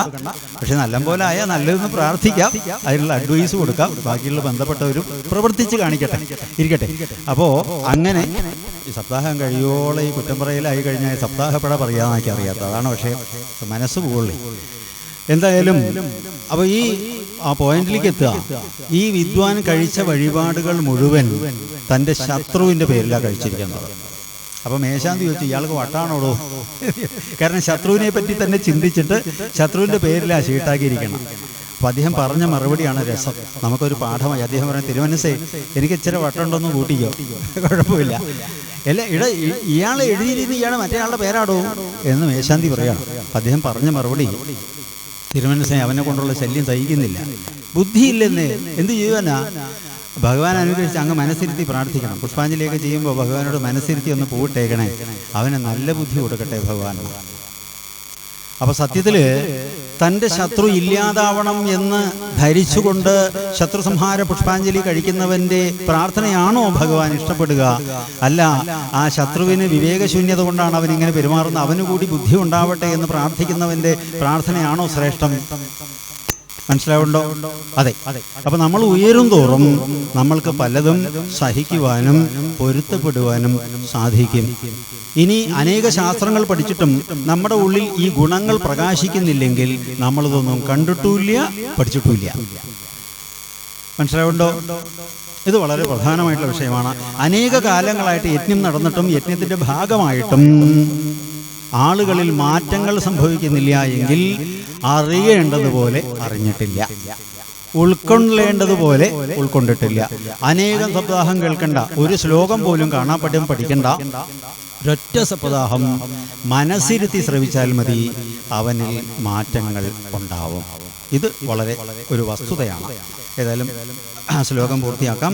പിന്നെയോ താപത്രയോന്മൂലനം, ഇങ്ങനെ ആ മത്സരി പൊട്ടൽ നിൽക്കണില്ലല്ലോ ശശിയേട്ടൻ, ഞാനിപ്പോൾ എന്താ ചെയ്യാം, നിങ്ങളെ അഭിഷേകം ചെയ്യുകയൊക്കെ ചെയ്യാൻ വേണമെങ്കിൽ അഡ്ജസ്റ്റ് ചെയ്തൊന്ന് നന്നാക്കി തന്നാൽ നന്നായി ഇരിക്കട്ടെ. അപ്പോൾ 3 തരം താപങ്ങളെന്ന് പറഞ്ഞത് ആദിഭൗതികം, ആധ്യാത്മികം, ആദിദൈവികം എന്നാണ് പറയുക, അല്ലേ? ആ പദം നമ്മൾ കേട്ടിട്ടുണ്ട്. ഈ ആദിദൈവികം എന്ന് പറയുന്ന സംഭവം എന്താ അറിയോ? നമ്മളിൽ നിന്ന് തന്നെ ഉണ്ടാവുന്നതായിട്ടുള്ള ആ ദോഷങ്ങളാണ്. സ്വയം നമ്മുടെ വഹതിരിവില്ലായ്മ കൊണ്ടും ശ്രദ്ധക്കുറവ് കൊണ്ടും പല അനർത്ഥങ്ങളും നമ്മുടെ ഭാഗത്ത് തന്നെ ഉണ്ടാവാം. സ്വയം വരുത്തി കൂട്ടണേ, അതിന് പറയുന്ന വാക്ക് സ്വയംകൃതാനർത്ഥം എന്നാണ്. സ്വയംകൃതാനർത്ഥം. ഇപ്പോൾ പണ്ട് യുദ്ധം നടക്കുന്ന സന്ദർഭത്തിൽ ഒരു പ്രത്യേക ഗ്രാമത്തിൽ അവിടേക്ക് ഷെല്ലുകൾ വർഷിച്ചുകൊണ്ടിരിക്കുകയാണ്. ആ കഥ സംഭവിച്ച കാര്യമാണ്, അതിൻ്റെ പോയിന്റ്സ് ശ്രദ്ധിക്കുക. എല്ലാവരും ലൈറ്റ് കെടുത്തണം എന്ന് സർക്കാർ ബന്ധപ്പെട്ട അധികാര കേന്ദ്രങ്ങൾ അറിയിച്ചു. എന്തിനു വേണ്ടിയിട്ടാ? മോളിൽ കൂടെ പറന്നു പോകണവൻ ഷെല്ല് വർഷിക്കാതിരിക്കാൻ വേണ്ടിയിട്ടുള്ള സൂത്രമാണ്. എല്ലാവരും അതനുസരിച്ചു. ഒരു എണ്ണം കേട്ടവൻ എന്ത് ചെയ്തറിയും, എന്താ പറയട്ടെ, അവൻ എന്തിനപ്പോൾ എല്ലാവരും കെടുത്തിയിട്ട് ഞാൻ ഒരാൾ ഇട്ടാൽ എന്താ കുഴപ്പം വേണ്ട, അവൻ സ്വിച്ച് ഓൺ ചെയ്തു. അതോടുകൂടി എന്തായി? ആ സാധനം അവിടെ വർഷിച്ചു. ഒരു വിദ്വാന്റെ അനർത്ഥം കൊണ്ട് താനും നശിച്ചു, തന്നോട് ബന്ധപ്പെട്ട അനേകം ആളുകളും ഇല്ലാതായി. മനസ്സിലായോ? അപ്പൊ ഇതിനെയാണ് പറയുന്ന പേര് എന്ത്? സ്വയംകൃതാനർത്ഥം എന്നാണ് പറയുക. അവനായിട്ട് വരുത്തി കൂട്ടിയിട്ടുള്ളതായിട്ടുള്ള ദുരിതങ്ങൾ, അതാണ് ആദിഭൗതികം. പിന്നെയോ ആദിദൈവികം. മറ്റുള്ള ആദിദൈവികം എന്നത് പ്രകൃതി ദുരന്തങ്ങൾ, ഇത്തരം കാര്യങ്ങളൊക്കെ ദൈവികമായിട്ട് സംഭവിക്കും. നമ്മുടെ കൺട്രോളിലല്ല പ്രകൃതി. ആധ്യാത്മികം, ആദിഭൗതികം, ആദിദൈവികം. മറ്റുള്ള ആളുകളിൽ നിന്ന് നമുക്കുണ്ടാവുന്ന ആപത്തുകൾ. ഇപ്പം നമ്മൾ എത്ര സൂക്ഷിച്ച് വണ്ടി ഓടിച്ചാലും ചില യോയോ ടീമുകൾ വന്നിട്ട് നമ്മുടെ മൂട്ടിൽ കുത്തിന്ന് വരും. എറണാകുളത്തൊക്കെ ഇപ്പോൾ നമ്മുടെ വണ്ടിയിലൊക്കെ ധാരാളം കുത്തു കിട്ടിയിട്ടുണ്ട്. കാരണം നമ്മൾ ഡോറ് തുറന്ന് ഇറങ്ങാൻ പറ്റില്ല, അപ്പോഴേക്കും ഷൂ എന്ന് ഇടപെടം കാണിച്ചിട്ട് ഓടിയിട്ടുണ്ടാവും. അപ്പം നമ്മൾ എത്ര ശ്രദ്ധിച്ച് ഡ്രൈവ് ചെയ്താലും, ഡ്രൈവിങ്ങിൻ്റെ അർത്ഥത്തിൽ മാത്രമല്ല പല നിലയിലും ഉപദ്രവങ്ങൾ നമുക്ക് മറ്റുള്ളവരിൽ നിന്ന് വരാം. അപ്പം ഈ കാര്യങ്ങൾക്കെല്ലാം നിവാരണം സാധിക്കുമത്രേ ഭാഗവതത്തെ വേണ്ടതുപോലെ നമ്മൾ ആശ്രയിച്ചാൽ. ഇതാണ് അതിൻ്റെ ഭാഗം. അങ്ങനെ ത്രിവിധ ദുഃഖങ്ങൾക്ക് ശാന്തി ലഭിക്കുന്നു എന്ന് പറയണം. ഇനി ആ ഭാഗവത്തിൻ്റെ മഹത്വം എന്താണ് എന്നാണെങ്കിൽ, നിഗമകൽപതരോർഗളിതമ്പലം നിഗമം, ആഗമം നിഗമം എന്നത് വേദത്തിന് പറയുന്ന പേരാണ്. ആ പൊട്ടൽ നിൽക്കണില്ല കേട്ടോ, നിങ്ങൾ ആ കടുക് വറുക്കുന്ന ശബ്ദം ഒന്ന് നിർത്തി തന്നാൽ നന്നായി. അപ്പോൾ ആഗമം നിഗമം വേദം. കൽപ്പതരു, കൽപ്പവൃക്ഷം എന്ന് പറഞ്ഞാൽ മനസ്സിലായോ? കൽപ്പവൃക്ഷത്തിൻ്റെ പ്രാധാന്യം എന്താണ്? പാരിജാതം കൽപ്പം എന്നൊക്കെ പറയും. അതായത് എന്ത് അതിൻ്റെ ചുവട്ടിൽ കൊണ്ടായാലും അത് ഇരട്ടിയോ. മഹാത്മാക്കളുടെ സന്നിധാനം, മഹാക്ഷേത്രങ്ങളൊക്കെ കൽപ്പവൃക്ഷമായിട്ടാണ് പറയുക. എന്താ കാരണം എന്ന് വെച്ച് കഴിഞ്ഞാൽ അവിടെ എന്തു കർമ്മം ചെയ്യണോ ആ ചെയ്യുന്നത് ഇരട്ടിക്കും. പിടിയിടി. ഇതാണ് ഒരു പ്രധാന വിഷയം. കൽപ്പതരു എന്ന് പറഞ്ഞ വൃക്ഷം എന്നുള്ള അർത്ഥത്തിൽ, ആ കൺസെപ്റ്റിലല്ല, പ്രത്യേകമായിട്ടുള്ളൊരു സ്ഥാനമാണ്, ഒരു അവസ്ഥയാണ്. ആ അവസ്ഥയിലെത്തുന്ന അതിനെയാണ് കൽപ്പതരു. അപ്പൊ നിഗമ കൽപ്പതരോർ ഗളിതമ്പലം, കൽപ്പവൃക്ഷമാകുന്ന വേദത്തിന്റെ പരിപക്വമായിട്ടുള്ള ഫലമാണ് ഭാഗവതം. തല്ലി പഴിപ്പിച്ചതല്ല, പുകയിട്ട് പഴിപ്പിച്ചതല്ല. ഇപ്പോൾ വൃക്ഷത്തിൽ തന്നെ നിന്നിട്ട് ചില പഴം പാകമാവുന്നുണ്ട് അല്ലേ? ഇത് ആദ്യം കണ്ടുപിടിക്കുന്നത് അണ്ണാനും കിളികളൊക്കെയാണ് അല്ലേ? ചില രസികന്മാര് കിളിയൊക്കെ കൊത്തിയിട്ട് കുറച്ച് അനുഭവിച്ചാലേ അവർ ബാക്കി എടുക്കൂ. കാരണം എന്താ വെച്ചാൽ അപ്പോൾ അത് അതിൻ്റെ പാകം കറക്റ്റായിരിക്കും. അപ്പം ഇതേമാതിരി ഗളിതം ഫലം എന്നാണ്. ഗളിതം എന്ന് പറഞ്ഞാൽ വീണത് എന്ന് മാത്രമല്ല അർത്ഥം, ഒഴുകുന്നത് എന്നാണ്. ഒഴുകുന്നത്. ഒഴുക്കിൻ്റെ പ്രത്യേകത എന്താ വെച്ചാൽ മുറിവില്ലാതെ കണ്ട്. അത് ഗുരുക്കന്മാരിൽ നിന്ന് ചില മൂഡിൽ വിദ്യ വാങ്ങാനും കൊടുക്കാനൊക്കെ നിയമങ്ങളുണ്ട്, മുഹൂർത്തമുണ്ട്, തിഥികളുണ്ട്. പക്ഷേ ഗുരുനാഥൻ എപ്പോഴാണോ സ്വയം ആഹ്ലാദവാനായിട്ടൊരു വിദ്യ പ്രകാശിപ്പിക്കാൻ ഒരുങ്ങിയിട്ട് കൈകാര്യം ഒഴുക്കുന്നത്, ആ സന്ദർഭത്തിൽ വാ തുറന്ന് നമ്മൾ ഏറ്റെടുത്തോളാം, പിടിച്ചോളുക. അതിൽ കിട്ടുന്ന കിട്ടലായിരിക്കും. ഷാജി എന്നൊരു വ്യക്തിയോട് ഏറ്റവും നല്ല ഫോട്ടോഗ്രാഫിക്കുള്ള ഒരു അവാർഡ് ഇദ്ദേഹത്തിന് കിട്ടിയപ്പോൾ ഒരാൾ ഇന്റർവ്യൂ ചെയ്തു. ഷാജി സാറേ, അങ്ങയുടെ ഈ ഫോട്ടോഗ്രാഫിയുടെ മിഴിവെന്താണെന്ന് ചോദിച്ചു. ആ തികവെന്താണ്? അപ്പം അദ്ദേഹം പറഞ്ഞ മറുപടി, അപ്രതീക്ഷിതമായ ദൃശ്യം ഞാൻ സദാ പ്രതീക്ഷിക്കുന്നു എന്നാണ്. അപ്രതീക്ഷിതമായ ദൃശ്യം ഞാൻ സദാ പ്രതീക്ഷിക്കുന്നു. ഇതാണ് അതിൻ്റെ ഉത്തരം എന്ന് പറയുന്നത്. വളരെ പ്രധാനമായിട്ടുള്ള ഭാഗമാണ്. അപ്പോൾ അങ്ങനെയുള്ള പരിപക്വമായിട്ടുള്ള ആ ഭാഗവത രസം ശുഗമുഖാത് അമൃതദ്രവ സംയുതം, ആ അമൃതം പോലെ ഒഴുകുന്നു. ആരിൽ നിന്ന്? ശുഗബ്രഹ്മർഷിയിൽ നിന്ന്. എന്താ ശുഗബ്രഹ്മർഷിയിൽ നിന്ന് ഒഴുകുന്നതിന് ഒരു പ്രാധാന്യം ഉണ്ടാവുക? ഇപ്പം നമ്മൾ കോളേജിൽ വിദ്യാഭ്യാസം ചെയ്യണമെങ്കിൽ ചിലപ്പോൾ ഒരു 16-18 ടീച്ചർമാർ നമ്മളെ പഠിപ്പിക്കുന്നുവെങ്കിൽ ഈ 16 പേരോടും ഒരേ രീതിയിലുള്ള ഇഷ്ടമോ മമതയോ ഐക്യില്ല നമുക്കുണ്ടാവുക അല്ലേ? ഒരാളോടൊരു പ്രത്യേകത ഉണ്ടാവും, അവരുടെ ക്ലാസ് കട്ട് ചെയ്യാതിരിക്കാൻ ശ്രമിക്കും. കാരണം എന്താ? നേരിട്ട് പെനിട്രേറ്റ് ചെയ്തൊരു തലച്ചോറിലേക്കാണ് അവർ ചെയ്യുന്നതായിട്ടുള്ള ഉപദേശങ്ങൾ കയറുക. അത് നിഷ്ഠാവാനായിട്ടുള്ളൊരു വ്യക്തി, അനുഭവരസികനായിട്ടുള്ളൊരു വ്യക്തി. ഇപ്പൊ ശബരിമലയിൽ പോയി വന്നൊരാള് വ്യാഖ്യാനിക്കണത്, എരുമയിൽ പേട്ട തുള്ളിയിട്ട് ഞങ്ങൾ അങ്ങോട്ട് നടന്നു തുടങ്ങിയിട്ട് അങ്ങനെ ഓരോ കാര്യങ്ങളും വർണ്ണിക്കുമ്പോൾ കണ്ട പോലൊരു അനുഭവം ഉണ്ടാവും കാണാത്ത ആൾക്ക്. ശരിയല്ലേ? വായിച്ചറിഞ്ഞിട്ടുള്ള അറിവ് മാത്രമുള്ളൊരു വ്യക്തി ഒരു കാര്യം വ്യാഖ്യാനിക്കുമ്പോൾ അതിനത്രയൊരു സുഖം തോന്നില്ല. അതേസമയം അനുഭവരസികനായിട്ടുള്ളൊരു വ്യക്തി പറയുകയാണെങ്കിലോ അതിനെന്തെന്നില്ലായിട്ടുള്ള ഒരു സ്വാരസ്യമുണ്ടാവും. ഇതാണ് സുഖമുഖാത് അമൃതദ്രവ സംയുതം പിബത ഭാഗവതം. കുടിക്കാനാ പറഞ്ഞത് കേട്ടോ. ആഹാരം 3-4 തരം പറയും: ഖാദ്യം, ചോഷ്യം, ലേഹ്യം, പേയം. ഏതൊക്കെയാണത്? ഖാദ്യം, ചോഷ്യം, ലേഹ്യം, പേയം.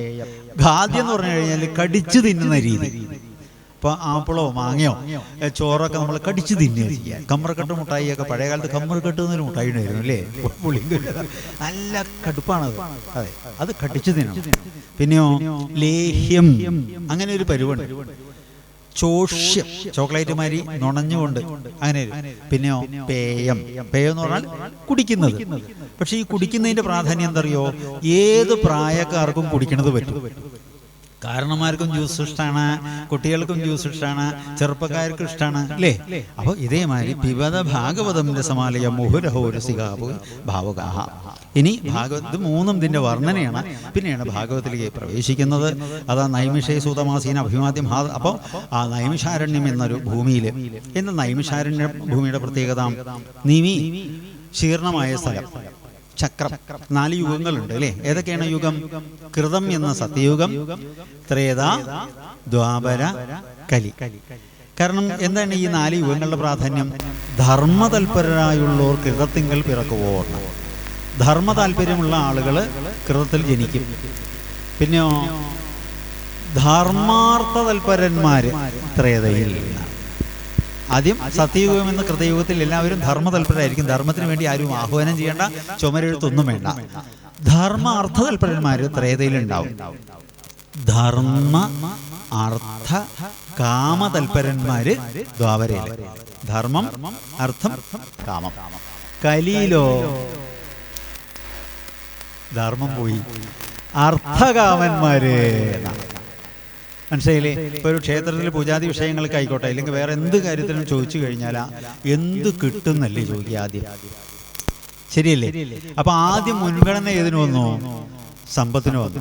ആഗ്രഹത്തിനും സമ്പത്തിനും പ്രാധാന്യം വന്നു. ഇതാണ് കലിയുടെ പ്രത്യേകത. പിന്നെയോ, കാടുകൾ തോറും വീടുകളാവും, വീടുകളൊക്കെ പീഡികയാവും. കാടുകൾ തോറും വീടുകളാവും. വ്യാജ പട്ടയമൊക്കെ ഉണ്ടാക്കിയിട്ട്, രവീന്ദ്രൻ പട്ടയോ സുന്ദരൻ പട്ടയോ എന്തൊക്കെ ഉണ്ടല്ലോ അല്ലേ, കേട്ടിട്ടില്ലേ? അങ്ങനെയുള്ള പട്ടയങ്ങളൊക്കെ ഉണ്ടാക്കി ഒപ്പിച്ചിട്ട് ഭരണസ്വാധീനം ഉപയോഗപ്പെടുത്തിക്കൊണ്ട് ആ പന്നിയും പശുവും പിന്നെ കാട്ടുപട്ടികളും ഒക്കെ ഇരിക്കുന്നതായിട്ടുള്ള ആനയും പുലിയും ഒക്കെ കരടിയൊക്കെ ഉള്ളതായിട്ടുള്ള ആ കാടിനെ ആക്രമിച്ച് അവിടേക്ക് കയറി താമസം തുടങ്ങും. വീടുകൾ തോറും പീഡികയാവും. വീടിൻ്റെ ഒരു പോർഷൻ എന്ത് ചെയ്യുന്നു? ആ വാതിൽ ജനലിനെയൊക്കെ പൊളിച്ചിട്ട് അവിടെ ഷട്ടർ വെച്ചിട്ട് ഒരു മുറി ഇങ്ങോട്ട് വെച്ചിട്ട് അതിനെ ഷോറൂമാക്കി മാറ്റുന്നു. ജനകൻ തനയനെയും, തനയൻ ജനകനെയും, അച്ഛൻ മകനെയും, മകൻ അച്ഛനെയും, എല്ലാവർക്കും സ്വന്തം സ്വന്തം ഫോൺ സൗകര്യങ്ങൾ, സ്വന്തം സ്വന്തം അക്കൗണ്ടുകൾ ഒക്കെ പരസ്പരം ആളുകളുടെ സ്നേഹവും വിട്ടുവീഴ്ചയും അറിയണമെങ്കിൽ ഭാഗം വെക്കണം എന്നാ പറയുക. കുഞ്ഞു പെങ്ങളെ എന്നൊക്കെ വിളിച്ചിട്ടുള്ള പെങ്ങളുണ്ടല്ലോ, ഭാഗം വെപ്പും ഒരു ഇല്ല. മനസ്സിലായില്ലേ? പക്ഷേ ഇതിൽ വേറൊരു രസം പറയാം. ഇങ്ങനെയൊക്കെ ആണെങ്കിലും ബുദ്ധിശൂന്യന്മാരോ സാമർഥ്യം കുറഞ്ഞ ആളുകളാണെങ്കിൽ പോലും ഈശ്വരാരാധനയും നന്മയും ഉണ്ടെങ്കിൽ അവരിൽ ഭഗവാൻ അനുഗ്രഹം വർഷിക്കുന്നത് പ്രവചിക്കാൻ സാധിക്കില്ല. അനുബന്ധമായിട്ടൊരു കഥ ഓർമ്മ വന്നതാണ്. വടക്കൻ ഭാരതത്തിലൊരു വിദ്വാൻ ഇതേമാതിരി വലിയ സാമർത്ഥ്യശാലികളും വിദ്യാഭ്യാസ സമ്പന്നന്മാരുമായിട്ടുള്ള സഹോദരന്മാരും സഹോദരിമാരും ചേർന്നിട്ട് ഇവൻ ഇത്തിരി ബുദ്ധി കുറവുള്ളവനാ. അവനെ ഈ പൊട്ടനെ ഒന്നിനും പറ്റാത്ത വസ്തുവും കുറച്ച് സാധനങ്ങളും കൊടുത്തു. ഭാഗം അളവും കുറവാണ്. മറ്റൊരു സമർത്ഥന്മാർ നല്ല റോഡ് സൈഡിൽ നല്ല കോംപ്ലക്സും കാര്യങ്ങളൊക്കെ ആയിട്ടൊക്കെ കഴിഞ്ഞുകൂടി. ഇവന് വിദ്യാഭ്യാസം കുറവാണ്, സാമർത്ഥ്യം കുറവാണ്. പക്ഷേ എങ്ങനെയോ ഭാഗ്യവശാൽ ഇവൻ കുറച്ച് കൃഷി കാര്യങ്ങൾക്ക് താല്പര്യം വന്നിട്ടുണ്ട്. കന്നു വയ്ക്കാൻ പറഞ്ഞയക്കലും കൃഷി നോക്കലൊക്കെ ആയിട്ട് അങ്ങനെ ശീലം വന്നു. ഈ വിദ്വാൻ എന്താ ചെയ്യണറിയോ? പാടത്തിറങ്ങി പണിയെടുക്കും. കാരണം കൂലി കൊടുക്കാനുള്ള കപ്പാസിറ്റി ഇല്ല. ഇവനും സ്വയം പണിയെടുക്കും. പേരിന് ഒന്ന് രണ്ടാളെ പുറത്തുനിന്ന് കൂട്ടും. അങ്ങനെ സംഭവിച്ച കാര്യം കേട്ടോ പറഞ്ഞു. കണ്ടം ഉഴുതുകൊണ്ടിരിക്കുമ്പോൾ ഈ കലപ്പിണ്ടല്ലോ, നുകം, ഒരു സാധനത്തിൽ കയറി ഇങ്ങനെ മറിഞ്ഞു. അപ്പൊ അങ്ങനെ വീണ്ടും അതിൽ കൂടെ വന്നു. അപ്പൊ ഒന്നുകൂടി പുറത്തേക്ക് വന്നു. കുറച്ച് നോക്കിയപ്പോൾ ഒരു ഉരുളം കല്ല്. അപ്പൊ പുള്ളിക്കൊരു തമാശ തോന്നി. വീണ്ടും നാലഞ്ചാമത്തെ തവണയും ആ റൗണ്ട് കൂടെ വന്ന് ഒന്നുകൂടി നോക്കട്ടോ. അപ്പൊ ഈ സാധനം ഒന്ന് ചിന്നിയപ്പോൾ അതിലെന്തോ ചെറിയൊരു വെളിച്ചന്മാര് നല്ലൊരു പ്രത്യേകതയുള്ളൊരു ഒരു കല്ല്, ഒരു ഉരുളം കല്ല്, നന്നായിട്ട് ഒരു ഇടിച്ചക്കേനേക്കാൾ കുറച്ചുകൂടി വലിപ്പമുള്ള ഒരു കല്ല്. കൗതുകം തോന്നി പുള്ളിക്കാരൻ ഇത് വീട്ടു കൊടുത്തു. അല്ലെങ്കിൽ കഴുകി വൃത്തിയാക്കി വീട്ടിൽ വന്നു. നല്ല മിനുസം. അപ്പൊ അദ്ദേഹത്തിന് ഭാര്യയുടെ ആങ്ങളോ വന്നിട്ട് വലിയ സൂത്രക്കാരനാണ്. അപ്പൊ അയാൾ ജ്വല്ലറിയിൽ പണിക്ക് നിൽക്കുക. ഇവൻ അതിനെ എടുത്തിട്ട് വെറുതെ ഒന്ന് ഇട്ട് നോക്കിയപ്പോൾ ഈ സാധനം രണ്ടായി പള്ളന്ന് പൊട്ടിയപ്പോൾ അതിഗംഭീരമായിട്ടുള്ള മിന്നൽ അതിലുണ്ട്. ഒരു ജെമ്മോളജി ഇതിനെ പഠിച്ചിട്ടുള്ള ഒരു വിദ്വാനെ കൊണ്ട് ആ സാധനം ചെക്ക് ചെയ്തു. ആ സംഗതിക്ക് ആ വിദ്വാൻ 75 ലക്ഷം റുപ്യ വില പറഞ്ഞു. അപ്പൊ കൊടുക്കില്ല പറഞ്ഞു.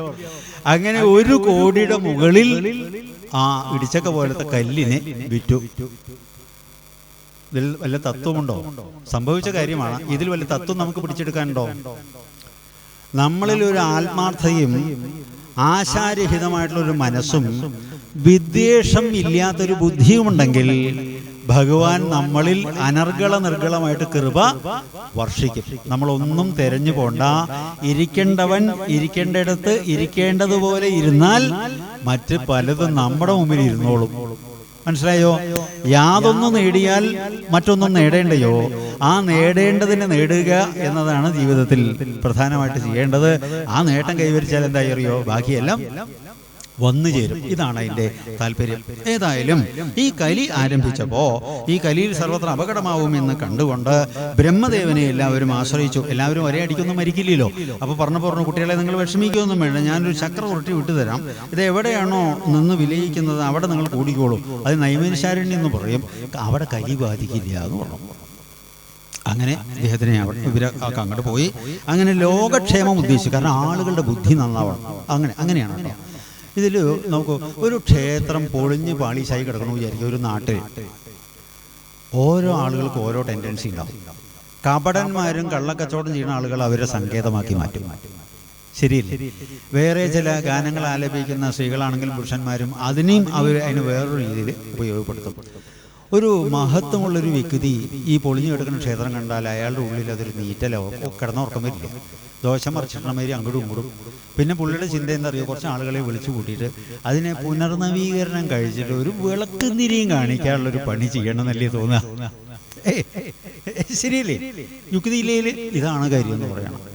അപ്പോൾ ലോകക്ഷേമം ഉദ്ദേശിച്ചുകൊണ്ട് അവിടെ കൂടിയുള്ള ശൗനകാന്ത ഋഷീശ്വരന്മാരെ എല്ലാവരും ചേർന്നിട്ട് അതിഗംഭീരമായൊരു സത്രം ആരംഭിച്ചു. 1000 വർഷം നീണ്ടു നിൽക്കുന്ന സത്രം. ഈ സത്രസ്ഥലത്തേക്കാണ് സൂത പൗരാണികൻ എത്തിച്ചേർന്നത്. സൂത പൗരാണികന്റെ പ്രത്യേകത എന്താ അറിയോ? വ്യാസഭഗവാന്റെ ശിഷ്യനാ. കാരണം ഗുരുക്കന്മാർക്ക് അനുസരിച്ചിട്ട് ശിഷ്യന്മാരെ വിലയിരുത്തും. മനസ്സിലായില്ലേ? ചില നല്ല സ്ഥാപനങ്ങളിൽ പഠിക്കുന്ന കുട്ടികളെ ക്യാമ്പസ് സെലക്ഷൻ കഴിച്ചിട്ട് കൊണ്ടുപോയില്ലേ വലിയ കമ്പനിക്കാരൊക്കെ? കാരണം ആ സ്ഥാപനത്തിനൊരു സ്റ്റാൻഡേർഡ് വേണം കേട്ടോ, അത് പ്രധാനമാണ്. അപ്പോൾ എന്നതുമാതിരി വ്യാസഭഗവാന്റെ ശിഷ്യനാണ് എന്നതുകൊണ്ട് സൂത പൗരാണികനൊരു പ്രാധാന്യമുണ്ട്. കാരണം വ്യാസഭഗവാൻ വലിയ ചിട്ടി നിഷ്ഠയുള്ള ആളാണ്. ചില ഗുരുക്കന്മാരുടെ ഒപ്പം അടങ്ങിയിരിക്കൽ എളുപ്പമല്ല. ഒരു ദിവസം കഴിച്ചു കൂടാതെ തന്നെ പ്രയാസമാണ്. ശരിയല്ലേ? കാർക്കശ്യമുണ്ടാവും. പക്ഷെ ഒന്നറിയുക, വലിയ കാർക്കശ്യമുള്ള ആളുകളിൽ അതിന് ഉപരിയായിട്ടുള്ള കാരുണ്യമുണ്ടാവും. എങ്ങനെയെങ്കിലും തൊലഞ്ഞു പോട്ടെ എന്ന് മനോഭാവമുള്ള ആള് ഒന്നും ശടിക്കാനും നിൽക്കില്ല, ഒന്നിനും നിൽക്കില്ല. നല്ലപോലെ ആവണം എന്ന് ആരുടെ ഉള്ളിൽ ആത്മാർത്ഥതയുണ്ടോ ആ വ്യക്തിക്ക് ചില ശാഠ്യങ്ങൾ ഉണ്ടാവും. അങ്ങനെ തന്നെ ആവണം കേട്ടോ, എന്നാലേ അത് ശരിയാവൂ എന്ന് ശാസിച്ച് പറയും എന്ന് പറയണം. ഏതായാലും അങ്ങനെയുള്ള ആളുടെ ശിഷ്യനാണ്. അദ്ദേഹത്തിനെ വന്നപ്പോൾ എന്ത് ചെയ്തറിയോ? എല്ലാവരും കൂടി ആദരിച്ച് എഴുന്നേറ്റിട്ട്, അത് വലിയൊരു മര്യാദയാണ് കേട്ടോ. നമ്മുടെ ഭാരത സംസ്കാരത്തിൽ സനാതന സംസ്കാരത്തിൻ്റെ ഒരു പ്രാധാന്യമാണ് അതിഥി ദേവോഭവ. അല്ലേ? എന്തൊക്കെയാണ് ദേവന്മാര്? ആചാര്യ ദേവോഭവ അല്ലേ? അതിഥി ദേവോഭവ. ആചാര്യനും ദേവനാണ്, അതിഥിയും ദേവനാണ്. കാരണം തിഥി നോക്കാതെ വരുന്ന ആള്. അപ്പോൾ വന്ന ആളെ മാനിക്കുക, അത് നമ്മുടെ സംസ്കാരമാണ് കേട്ടോ. എന്തിനു വേണ്ടിയിട്ടത്? നമ്മുടെ കയ്യിലുള്ളത് നമ്മുടെ കയ്യിൽ നിന്ന് പോവില്ല. പക്ഷേ വന്നൊരാൾക്ക് അവസരം കൊടുക്കുമ്പോഴോ ചിലപ്പോൾ നമ്മളില്ലാത്ത എന്തെങ്കിലും പുറത്ത് ചാടിയെന്ന് വരും. അപ്പോൾ നമുക്ക് പിടിക്കാലോ. അപ്പോൾ നല്ലൊരു പണ്ഡിതൻ എന്തായിരിക്കണം? നല്ലൊരു ജിജ്ഞാസുവും കൂടി ആയിരിക്കണം എന്നാണ്. അറിവ് നേടേണ്ട ഒരു വ്യക്തിയിൽ ഉണ്ടാവേണ്ട ഒരു ക്വാളിഫിക്കേഷൻ എന്താണ്? ഒരു ക്വാളിറ്റി എന്താണ്? നല്ലൊരു ശ്രദ്ധാലുവായിരിക്കണം. കാരണം എപ്പോഴാ എന്താ ഒഴുകി വരിക എന്ന് നിശ്ചയില്ല, അത് പിടിച്ചെടുക്കാൻ. അങ്ങനെ അദ്ദേഹത്തിനെ ആദരിച്ചു. എന്നിട്ട് ചില ചോദ്യങ്ങൾ ചോദിക്കുകയാണ്. ആദ്യം ചോദിക്കുന്ന ചോദ്യം തന്നെ എന്താ അറിയോ? ആദ്യം അദ്ദേഹത്തിനെ ഒന്ന് സ്തുതിച്ചു കേട്ടോ. കാരണം ഈ സ്തുതി നല്ല വാക്കുകൾ കൊണ്ട്, അതിന് വലിയ ഇൻവെസ്റ്റ്മെൻ്റ് ഒന്നും ഇല്ലല്ലോ. ഇപ്പം നമ്മൾ കണ്ട ഒരാളെ എവിടെ ഞാൻ കണ്ടമാതിരി തോന്നുന്നുണ്ട്, അയ്യോ ഞാൻ ഇവിടെയില്ല, ഞാൻ നാട് ഇവിടെയാണെന്നേ ഉള്ളൂ, ഞാൻ ഇടയ്ക്കിങ്ങനെ വരും. എവിടെ? ബോംബെയിൽ എവിടെ? പിന്നെ സ്ഥലമൊക്കെ പറഞ്ഞു, പിന്നെ പരിചയമായി അല്ലേ? എനിക്കും തോന്നി ഒരു ബോംബെ ചിറ്റമാതിരി തോന്നിയെന്നാണ് പറയുക അല്ലേ? ഇങ്ങനെയാണല്ലോ. അപ്പോൾ വന്ന ആളെ മാനിക്കുക, നന്നായിട്ട് വാക്കുകളെ കൊണ്ടൊന്ന് സ്തുതിക്കുക. വസ്ത്രം നന്നായിട്ടുണ്ട് എന്നൊക്കെ പറഞ്ഞ മാതിരി ഒന്ന് സന്തോഷിപ്പിക്കുക. അതിന് ചിലവൊന്നുമില്ലല്ലോ. ഇതേമാതിരി വ്യാസഭഗവാന്റെ ശിഷ്യനാണല്ലോ. സത്യത്തിൽ അങ്ങ് വന്നപ്പോൾ ഞങ്ങൾക്ക് എന്ത് തോന്നിയറിയോ? ഭഗവാൻ വ്യാസം വന്ന മാതിരി തോന്നിയിട്ടോ. എന്തായാലും അദ്ദേഹത്തിനെ കണ്ടിട്ട് കേട്ടിട്ടുണ്ട് എന്നല്ലാതെ അങ്ങനെയൊന്നും കണ്ടതായിട്ടോ സാധിച്ചുമല്ലോ, അങ്ങനെ കാണാൻ സാധിച്ചുമല്ലോ. ഞങ്ങൾക്ക് ചില സംശയങ്ങളുണ്ട്, പറഞ്ഞോളൂ. പിന്നെ ചോദിക്കാമല്ലോ അല്ലേ? ചോദിക്കണമെങ്കിൽ വിരോധമില്ല, ചോദിച്ചോളൂ. അറിയണതാണെങ്കിൽ ഞാൻ അറിയുമെന്ന് പറയും, അറിയാതാണെങ്കിൽ അറിയില്ല എന്ന് പറയും. അതെല്ലേ? പിന്നെ ആളുകൾ, പല ആളുകളും അധികവും പരിഭ്രമശാലികളായിട്ട് കാണുന്നുണ്ട്. ആർക്കും ഒരു തൃപ്തി കാണുന്നില്ല. എന്താ അതിൻ്റെ കാരണം? അത് തൃപ്തിയില്ലാത്തതിൻ്റെ കാരണം എന്താ? അറിവിൻ്റെ കുറവ് തന്നെയാണ്. ആശാഹി പരമം ദുഃഖം. അനാവശ്യമായിട്ടുള്ള ആശകൾ വെച്ച് പുലർത്തുകയാണ്. അതുകൊണ്ടാണ് ടെൻഷൻ. നമ്മൾ ഉറങ്ങലില്ലേ? ഇനിയിപ്പോൾ ചില ദിവസം ഉറക്കം കിട്ടിയില്ല, സപ്താഹം നടക്കണതിൻ്റെ ഇടയിൽ പോയിരുന്ന ഉറങ്ങൂല്ലേ? സുഖമായിട്ട് ഉറങ്ങണ്ടേ? അപ്പോൾ ഉറങ്ങുന്ന സന്ദർഭത്തിൽ ഉണ്ടാകുന്ന അവസ്ഥ എന്താ? സുഖമാണോ ദുഃഖമാണോ? സുഖം തന്നെയാണ് അല്ലേ? ഉറക്കം സുഖമല്ലേ? എന്താ അതിൻ്റെ കാരണം? മനസ്സ് വിലയിക്കുന്നത് കൊണ്ടാണ് നമ്മൾക്ക് സുഖാനുഭവങ്ങൾ ഉണ്ടാവുന്നത്. അപ്പോൾ ഈ ചിന്തകളൊക്കെ വരുന്നത് എവിടെ നിന്നാണ്? മനസ്സിൽ നിന്നാണ്. പലതിലേക്ക് നമ്മളെ ബന്ധിക്കുന്ന ആരാണ്? മനസ്സാണ്. അപ്പോൾ ആ മനസ്സിനെ ലയിപ്പിക്കുമ്പോൾ നമ്മൾക്ക് എന്ത് കിട്ടുന്നു? ആനന്ദം കിട്ടുന്നു, അനുഭൂതി കിട്ടുന്നു, സ്വസ്ഥത ഉണ്ടാവുന്നു. അപ്പോൾ ഈ പ്രശ്നക്കാരനാരാ? മനസ്സ്. അപ്പോൾ എന്താ വേണ്ടത്? മനസ്സിനെ കൺട്രോൾ ചെയ്യാം. മനസ്സിലായില്ലേ? വഴി കൂടെ പോകുമ്പോൾ തവള വീർത്തമാതിരി ഒരു പേഴ്സ് കിടക്കണമുണ്ട്. അപ്പോൾ അത് കണ്ണ് നമ്മളെ ആദ്യം കാണിച്ചു തന്നു. കൈ ഇങ്ങനെ അരിക്കുളിക്കുക, എടുത്തിട്ട് മടിയിൽ വെച്ചാലോ? അപ്പോൾ 2 സ്റ്റെപ്പ് വെച്ചപ്പോൾ ബുദ്ധി പറഞ്ഞു വേണ്ടട്ടോ, നല്ല പേറിൽ കിട്ടുന്നു. ചിലപ്പോൾ CCTV വെച്ചിട്ടുണ്ടാവും, എവിടെ അല്ലേ എന്താണുള്ളത് നിശ്ചല്ലോ. അപ്പോൾ എന്താ ചെയ്തു? ആ മനസ്സിൽ തോന്നിയ ആഗ്രഹത്തെ ബുദ്ധി വിലക്കിയിട്ട് നേർവഴിക്ക് നയിച്ചു. മനസ്സിലായല്ലോ? അപ്പോൾ പ്രയോജനം എന്തുകൊണ്ടാണ്? മനസ്സുകൊണ്ടാണോ ബുദ്ധി കൊണ്ടാണോ? അല്ലേ? ഈ ബുദ്ധി എങ്ങനെയുണ്ടാവുക? ഉപാസനയിലൂടെയും സത്തുക്കളുമായിട്ട് സംസർഗം ചെയ്യുമ്പോൾ അവരുടെ ആ അനുഭവങ്ങൾ വ്യാഖ്യാനിക്കുമ്പോൾ നമ്മളിൽ ചില ആശയ തെളിച്ചങ്ങൾ വരും. ഇതാണ് അതിൻ്റെ ഭാഗം. അപ്പോൾ ആദ്യത്തേന് മറുപടി പറഞ്ഞു അല്ലേ? ആശയാണ് ഈ ദുഃഖത്തിൻ്റെ കാരണം പറഞ്ഞു. പിന്നെ ചോദിച്ചോ, എന്തറിഞ്ഞാലാണ് സമാധാനം ഉണ്ടാവുക? ഭഗവാനെ അറിഞ്ഞാൽ സമാധാനം ഉണ്ടാവും. അപ്പോൾ ഭഗവാൻ എങ്ങനെ അറിയാം? ഭഗവാൻ എന്നൊരു രൂപമൊന്നുമല്ല. ഭഗവാൻ എല്ലാത്തിലുമായിട്ട് വസിക്കുകയാണ്. അദ്ദേഹത്തിനെ അർത്ഥബോധത്തോടുകൂടി ഉൾക്കൊള്ളാൻ സാധിക്കുക എന്നുള്ളത്, ഭാഗവത ധർമ്മം ശീലിക്കുക എന്നുള്ളത് തന്നെയാണ് ഭഗവാനെ അറിയൽ. അപ്പോൾ പിന്നെ സംശയമായി, ഭാഗവതം എന്താണ്, ഭാഗവത ധർമ്മം എന്താണ്? ആളുകൾക്ക് 3 ഭാവങ്ങളാണ് പൊതുവെ. എന്താണത്? ചിന്ത, വാക്ക്, പ്രവൃത്തി. ചിന്ത, വാക്ക്, പ്രവൃത്തി. ചിന്തിക്കുന്നത് ആവില്ല പറയുക, പറയുന്നത് പ്രവർത്തിച്ചോളണമെന്നുണ്ടോ? ഇല്ല. പക്ഷെ മഹാത്മാക്കൾ അങ്ങനെയല്ല. എന്താണോ ചിന്തിക്കുന്നത് അതാണ് പറയൂ, പറഞ്ഞത് പ്രവർത്തിക്കുകയും ചെയ്യും. ഇതിന് ഒന്നിച്ച് പറയുന്ന പേരാണ് ത്രികരണ ശുദ്ധി എന്നാണ്. ത്രികരണ ശുദ്ധി. 12 വർഷം ഇനി ഒരു ആചരണവും വേണ്ട, ഒരു സഹസ്രനാമവും വേണ്ട, ഒരു ധ്യാനവും വേണ്ട, ഒന്നും വേണ്ട. സത്യം മാത്രം നിങ്ങൾ ശീലിച്ചു നോക്കൂ. സത്യമേ പറയൂ. കളവ് പറയേണ്ട സന്ദർഭം വന്നാൽ മിണ്ടില്ല എന്നങ്ങോട്ട് വയ്ക്കുക. നിങ്ങളുടെ മുമ്പിൽ ഏത് കൊമ്പനും മുട്ടുകൂത്തും. 12 വർഷം കഴിഞ്ഞാൽ ഏത് വിഷയങ്ങൾക്കും ഒരു സിദ്ധി വരും. പ്രത്യേകിച്ച് സത്യം എന്നെന്താണ്? ഭഗവാന്റെ സ്വരൂപമാണ്. അല്ലാണ്ട് സ്വാമി ഇടണമാതിരി 3 വരെയുള്ള കുറിയിടണമെന്നില്ല, 2-3 മാല കെട്ടണമെന്നില്ല, ഭാഗവതം പഠിക്കണമെന്നില്ല, ഒന്നുമില്ല. നിങ്ങളിൽ സത്യമുണ്ടോ? ആ സത്യം തന്നെ മതി ഒരു വ്യക്തിയെ രക്ഷിക്കാൻ. കാരണം എന്താ? ഈശ്വരൻ്റെ സ്വരൂപമാണ്. ഈശ്വരൻ്റെ സ്വരൂപം എന്തായിട്ടാണ് വിഭജിച്ചിരിക്കുന്നത്, അഥവാ എങ്ങനെയാണ് വ്യാഖ്യാനിച്ചിരിക്കുന്നത്? നിത്യ ശുദ്ധ ബുദ്ധ മുക്ത സത്യ സ്വഭാവ പരമാനന്ദാദ്വയം ബ്രഹ്മ അസ്മി. എന്താണത്? നിത്യം എന്ന് പറഞ്ഞാൽ എന്താ? എന്നുമുള്ളത്. നിത്യ ശുദ്ധം. ശുദ്ധി എന്ന് പറഞ്ഞാൽ അശുദ്ധപ്പെടുത്താൻ സാധിക്കാത്തത്. ബുദ്ധം, ബുദ്ധിക്ക് അതീതമായത്. മുക്തം എന്നും മുക്താവസ്ഥയിലിരിക്കുന്നത്. സത്യം, സദാതായത്. നേരത്തെ പറഞ്ഞ അതേ അർത്ഥം. എന്താണത്? എന്നും നിലനിൽക്കുന്നത്. എല്ലാം ഇല്ലാതായാലും എന്താണോ ഉള്ളത് അതാണ് സത്യം. അപ്പൊ നിത്യ ബുദ്ധ ശുദ്ധ മുക്ത സത്യ സ്വഭാവം. സ്വന്തം ഭാവം എന്താണോ അതിനനുസൃതമായിട്ടാണ് ഭഗവാനിൽ നിന്ന് മറുപടി ഉണ്ടാവുക. മനസ്സിലായില്ലേ? എങ്ങനെയാണോ നമ്മൾ ഭഗവാനെ സമീപിക്കുന്നത് അതിനനുസൃതമായിട്ടുള്ള ഫലമാണ് നമ്മൾക്ക് ഉണ്ടാവുക. സംശയമില്ല. പഴയൊരു ചൊല്ലുണ്ട്. എന്താ? ചക്ക കുത്തിയിട്ടാ കുമ്പളം മുളയ്ക്കോ കുട്ടി എന്ന് ചോദിക്കില്ലേ? ഓരോ സ്ഥലത്ത് ഓരോന്നാ പറയട്ടോ. ചിലരുടെ മത്തം കുത്തിയിട്ടാ കുമ്പളം മുളയ്ക്കോ എന്നാ പറയും. ഇവിടെ എന്താ പറയാന്ന് എനിക്ക് ശരിയാ. അപ്പൊ എന്താണോ കുത്തിയിടുന്നത് അതാണ് മുളയ്ക്കൂ എന്ന് വെച്ച് കഴിഞ്ഞാൽ നന്മയുടെ വിത്ത് കുത്തിയാലാണ് നന്മയുടെ ഫലം നമുക്ക് പറിക്കുവാൻ സാധിക്കുകയുള്ളൂ. എന്ത് ലഭിക്കണം എന്ന് നമ്മൾ ആഗ്രഹിക്കുന്നുവോ നമ്മൾ ആദ്യം അത് നൽകുക, അത് വിതയ്ക്കുക. ഒരു വ്യക്തി നമ്മളോട് മാന്യമായിട്ട് പെരുമാറണം നമ്മൾ ആഗ്രഹിക്കണമെങ്കിൽ നമ്മൾ സ്വയം എന്തായി മാറുക? മാന്യനായിട്ട് മാറുക, മാന്യായിട്ട് മാറുക. ഇതാണ് അതിന്റെ ഭക്തരല്ലോ, സിമ്പിൾ ലോജിക്കാണ്. അപ്പോൾ സ്വഭാവപരമാനന്ദാദ്വയം ബ്രഹ്മ അസ്മി. അപ്പൊ അത്രയും ഉത്തരം പറഞ്ഞു അല്ലേ? പിന്നെ ചോദിച്ചു ഭാഗവതം എന്ന് പറഞ്ഞാൽ എന്താണ്? ആരാണ് അത് രചിച്ചത്? ചോദ്യങ്ങൾ കുറെ വരുന്നുണ്ടോ? ഈ ചോദ്യങ്ങളാണ് സത്യത്തിൽ ചോദ്യത്തിന്റെ ഉത്തരമാണ് ഭാഗവത ശാസ്ത്രമായിട്ട് ഇരിക്കുന്നത്. അപ്പോൾ പറഞ്ഞു ഭാഗവതം എന്നത് ഭഗവാന്റെ വാങ്മയ രൂപമാണ്, ഭഗവാന്റെ സ്വരൂപമാണ്, അതൊരു ഗ്രന്ഥമാണ്. ആരാ രചിച്ചത്? വ്യാസഭഗവാൻ. അല്ല, ഒരു സംഗതി എഴുതണമെങ്കിൽ അതിനൊരു പ്രേരണ ഉണ്ടാവണമല്ലോ. അങ്ങനെയുണ്ടല്ലേ? ഒരു സംഗതി സൃഷ്ടിക്കണമെങ്കിൽ അതിന്റെ പിന്നിൽ അതിന്റെ ചേതോവികാരം എന്താണ്? അതിന്റെ സിറ്റുവേഷൻ എന്താണ്? ആരുടെ പ്രേരണയാൽ അദ്ദേഹം ചെയ്തു? അപ്പൊ അദ്ദേഹത്തിനെ പ്രേരിപ്പിച്ച് ഞാൻ മനസ്സിലാക്കുന്നത് നാരദരാണെന്നാണ്. അതേലേ? അപ്പോൾ എന്താ അതിൻ്റെ സിറ്റുവേഷൻ?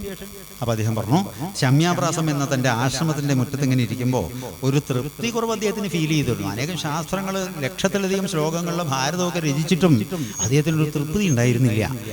അതൃപ്തനായിട്ടിരുന്ന ഇദ്ദേഹത്തിന് മുമ്പിൽ വ്യാകുലതയോടുകൂടി ഇരിക്കും. ഇതിൻ്റെ സത്യം കണ്ടെത്തണം. അങ്ങനെ ഉണ്ട് കേട്ടോ.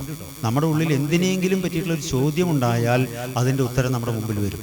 പക്ഷേ ചോദ്യം ഉണ്ടാവണം. ഈ ചോദ്യം ഇദ്ദേഹത്തിൻ്റെ ഉള്ളിലുണ്ടായപ്പോൾ അദ്ദേഹത്തിന് മുമ്പിൽ നാരദമുനി പ്രത്യക്ഷനായി. നാരദരെ കണ്ടപ്പോൾ 3 കാര്യങ്ങൾ, അയം ഹി പരമോലാഭ ഉത്തമ ശ്ലോക ദർശനം എന്നാണ്. 3 കാര്യങ്ങൾ അപൂർവമാണ് അത്ര. ഏതൊക്കെയാണത്?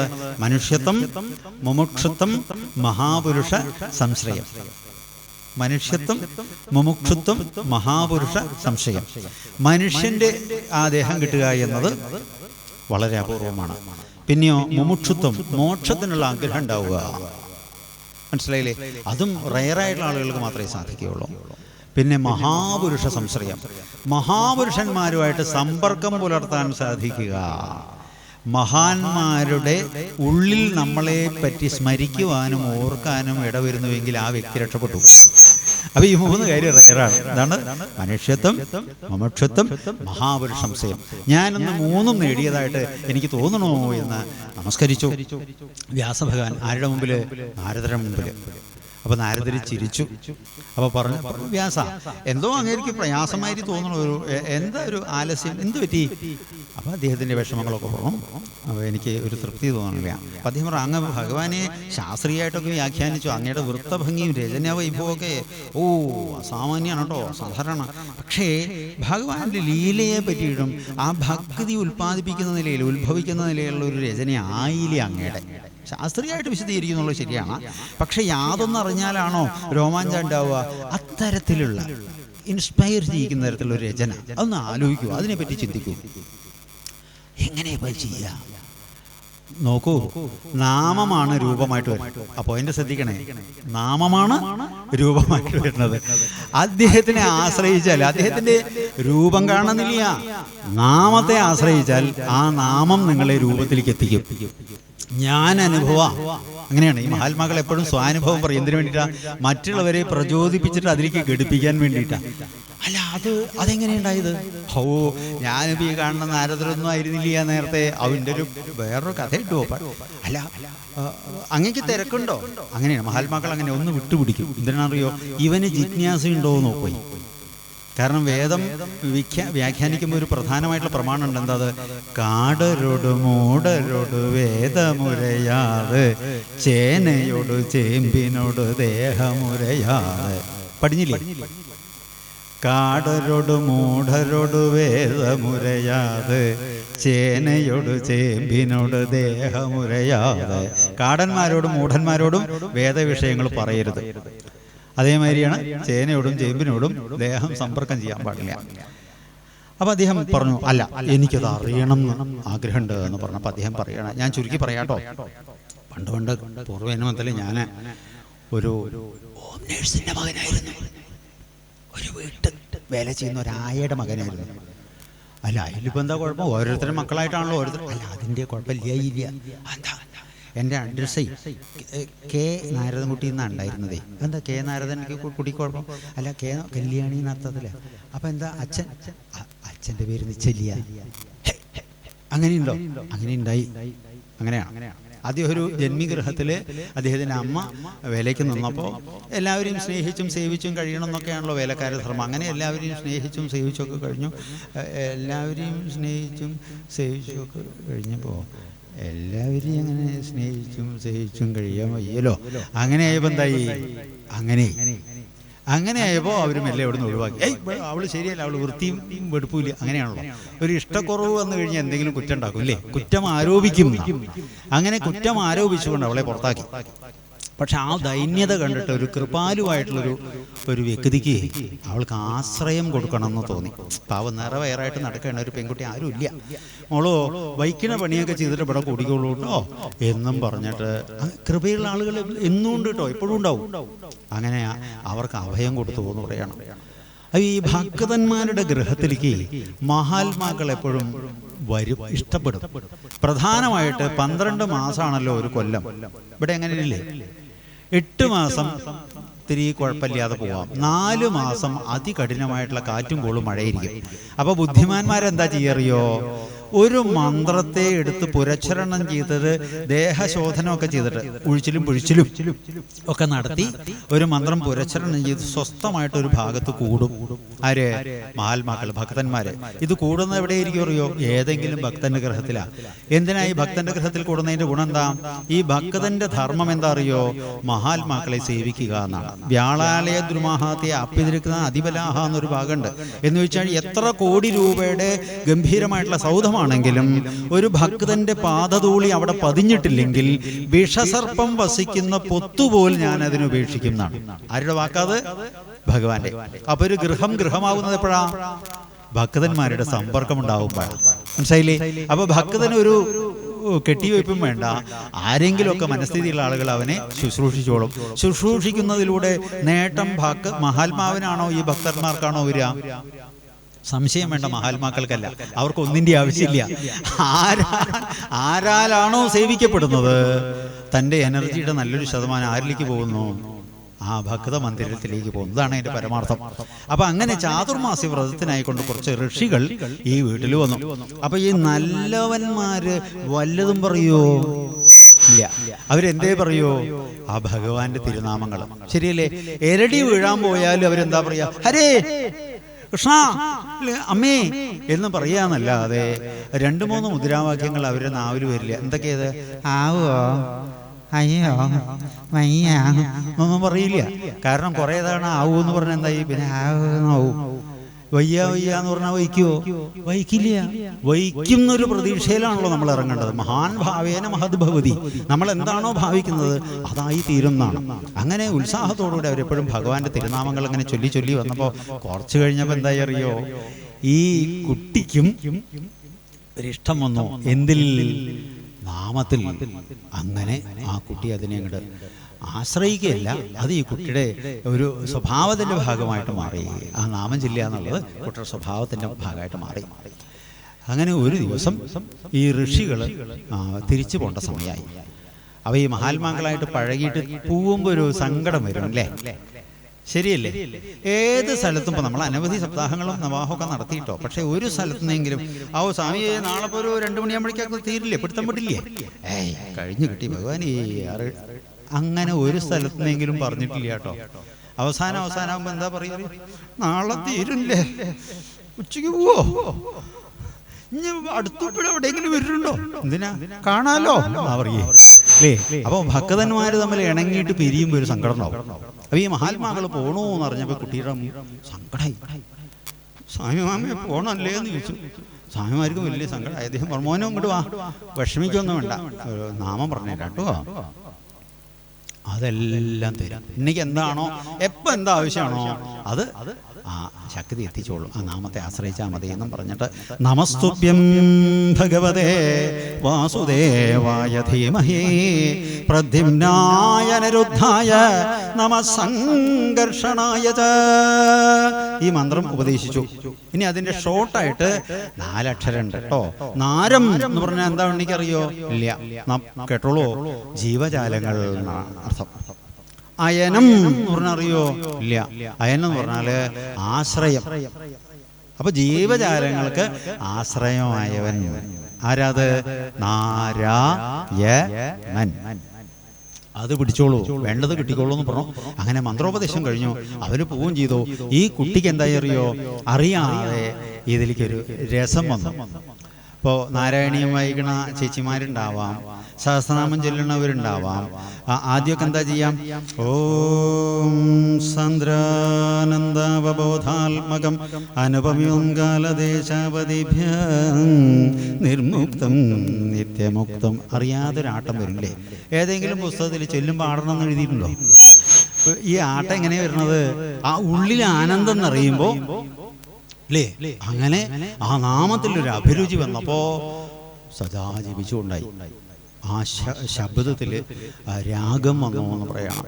അങ്ങനെ ആ ഭഗവാന്റെ മിന്നും പൊന്നിൻ കിരീടം തരിവള ഘടകം കാഞ്ചി പൂഞ്ചേലമാല ധന്യശ്രീ വത്സസൽ കൗസുഭം ഇവ കലരും ചാരുതോരന്തരാളം ശംഖം ചക്രം ഗദാ പങ്കജം ഇവ വിലസും 4 തൃക്കൈകളോടും സങ്കീർണ ശ്യാമവർണം ഹരിവപുർ അമരം പൂരയേ മംഗളം വഹ. ഈ ധ്യാന ശ്ലോകം ചെല്ലുമ്പോഴേക്കും എന്താ അറിയോ, ഇത് ഭാവനയിൽ കാണാൻ തുടങ്ങി. അങ്ങനെ ഭഗവാൻ കണ്ണടച്ചു കഴിഞ്ഞാൽ ഭഗവാന്റെ തിരുരൂപമാണ് അകത്ത് പ്രകാശിക്കുന്നത്. ഇതിൻ്റെ ഇടയിൽ അമ്മ ജോലിക്ക് നിൽക്കുന്ന വീട്ടിൽ കുറച്ച് ബന്ധുക്കൾ വരുന്നുണ്ട് എന്ന് പറഞ്ഞപ്പോൾ പറഞ്ഞു, ഉണ്ണിയൂട്ടാ അമ്മയ്ക്ക് ഇത്തിരി കൂടുതൽ പണിയുണ്ടെന്ന്. ബന്ധുക്കളുണ്ടേ, വിരുന്നുകാർ വന്നിട്ടുണ്ടേ സാറിൻ്റെ. അപ്പം അതുകൊണ്ട് കുട്ടി വീട്ടിലേക്ക് ചെന്നോളുന്ന ഇലയുടെയൊക്കെ ഉണ്ടാക്കണ്ട്, പണിയാരുണ്ടാക്കുന്നുണ്ട്, അമ്മ കൊണ്ടുവരട്ടെ എന്ന് പറഞ്ഞിട്ട് കുട്ടീനെ വീട്ടിലേക്ക് പറഞ്ഞയച്ചു. കുട്ടി അമ്മ ഈ പലഹാരം കൊണ്ടുവരുന്നു പ്രതീക്ഷിച്ചിട്ട് വീട്ടിൽ പോയിട്ട് ഇങ്ങനെ ഇരുന്നു. അതിൻ്റെ ഇടയിൽ പലഹാര പണികളൊക്കെ കഴിഞ്ഞു, അവർക്ക് വേണ്ടുന്ന സൽക്കാരങ്ങൾ കഴിഞ്ഞാൽ വീട്ടിൽ പോട്ടെ ഇട്ടോ എന്നൊക്കെ പറഞ്ഞിട്ട് ഉടമസ്ഥനോട് യാത്രയും പറഞ്ഞിട്ട് ഈ അമ്മ മകനെ പ്രതീക്ഷിച്ച് മകന് വേണ്ടിയിട്ടുള്ള അപ്പവും അടയൊക്കെ മടിയിൽ വെച്ചുകൊണ്ട് പോവുകയാണ്. പോകുമ്പോൾ ഒരു പാമ്പ് ഇരവഴുങ്ങി കിടക്കുക ഈ വഴി വക്കിലേ, അറിയാണ്ട് അമ്മ ചവിട്ടിയിട്ടോ പാവം ഈശ്വര. അപ്പൊ ഈ ശ്രദ്ധ മറ്റൊന്നിലാണെങ്കിൽ മുമ്പിൽ കണ്ണ് പെട്ടെന്ന് അടയണ്ടേ, ശരിയല്ലേ? അതെ, പാമ്പിനെ ചവിട്ടി. പാമ്പിനിപ്പോൾ ചീത്ത പറയാൻ അറിയില്ല, ബ്ലഡി ഫൂൾ എന്ന് പറയാൻ അറിയില്ല. അതെന്ത് ചെയ്തു, ഒരു കടിയും കൊടുത്തു. ഈ കടിച്ചു എന്നല്ല, ഒരു 3-4 സ്റ്റെപ്പ് അങ്ങോട്ട് നീങ്ങിയപ്പോഴേക്കും ശരീരത്തിലേക്ക് വിഷം കയറി അമ്മ മരിച്ചു.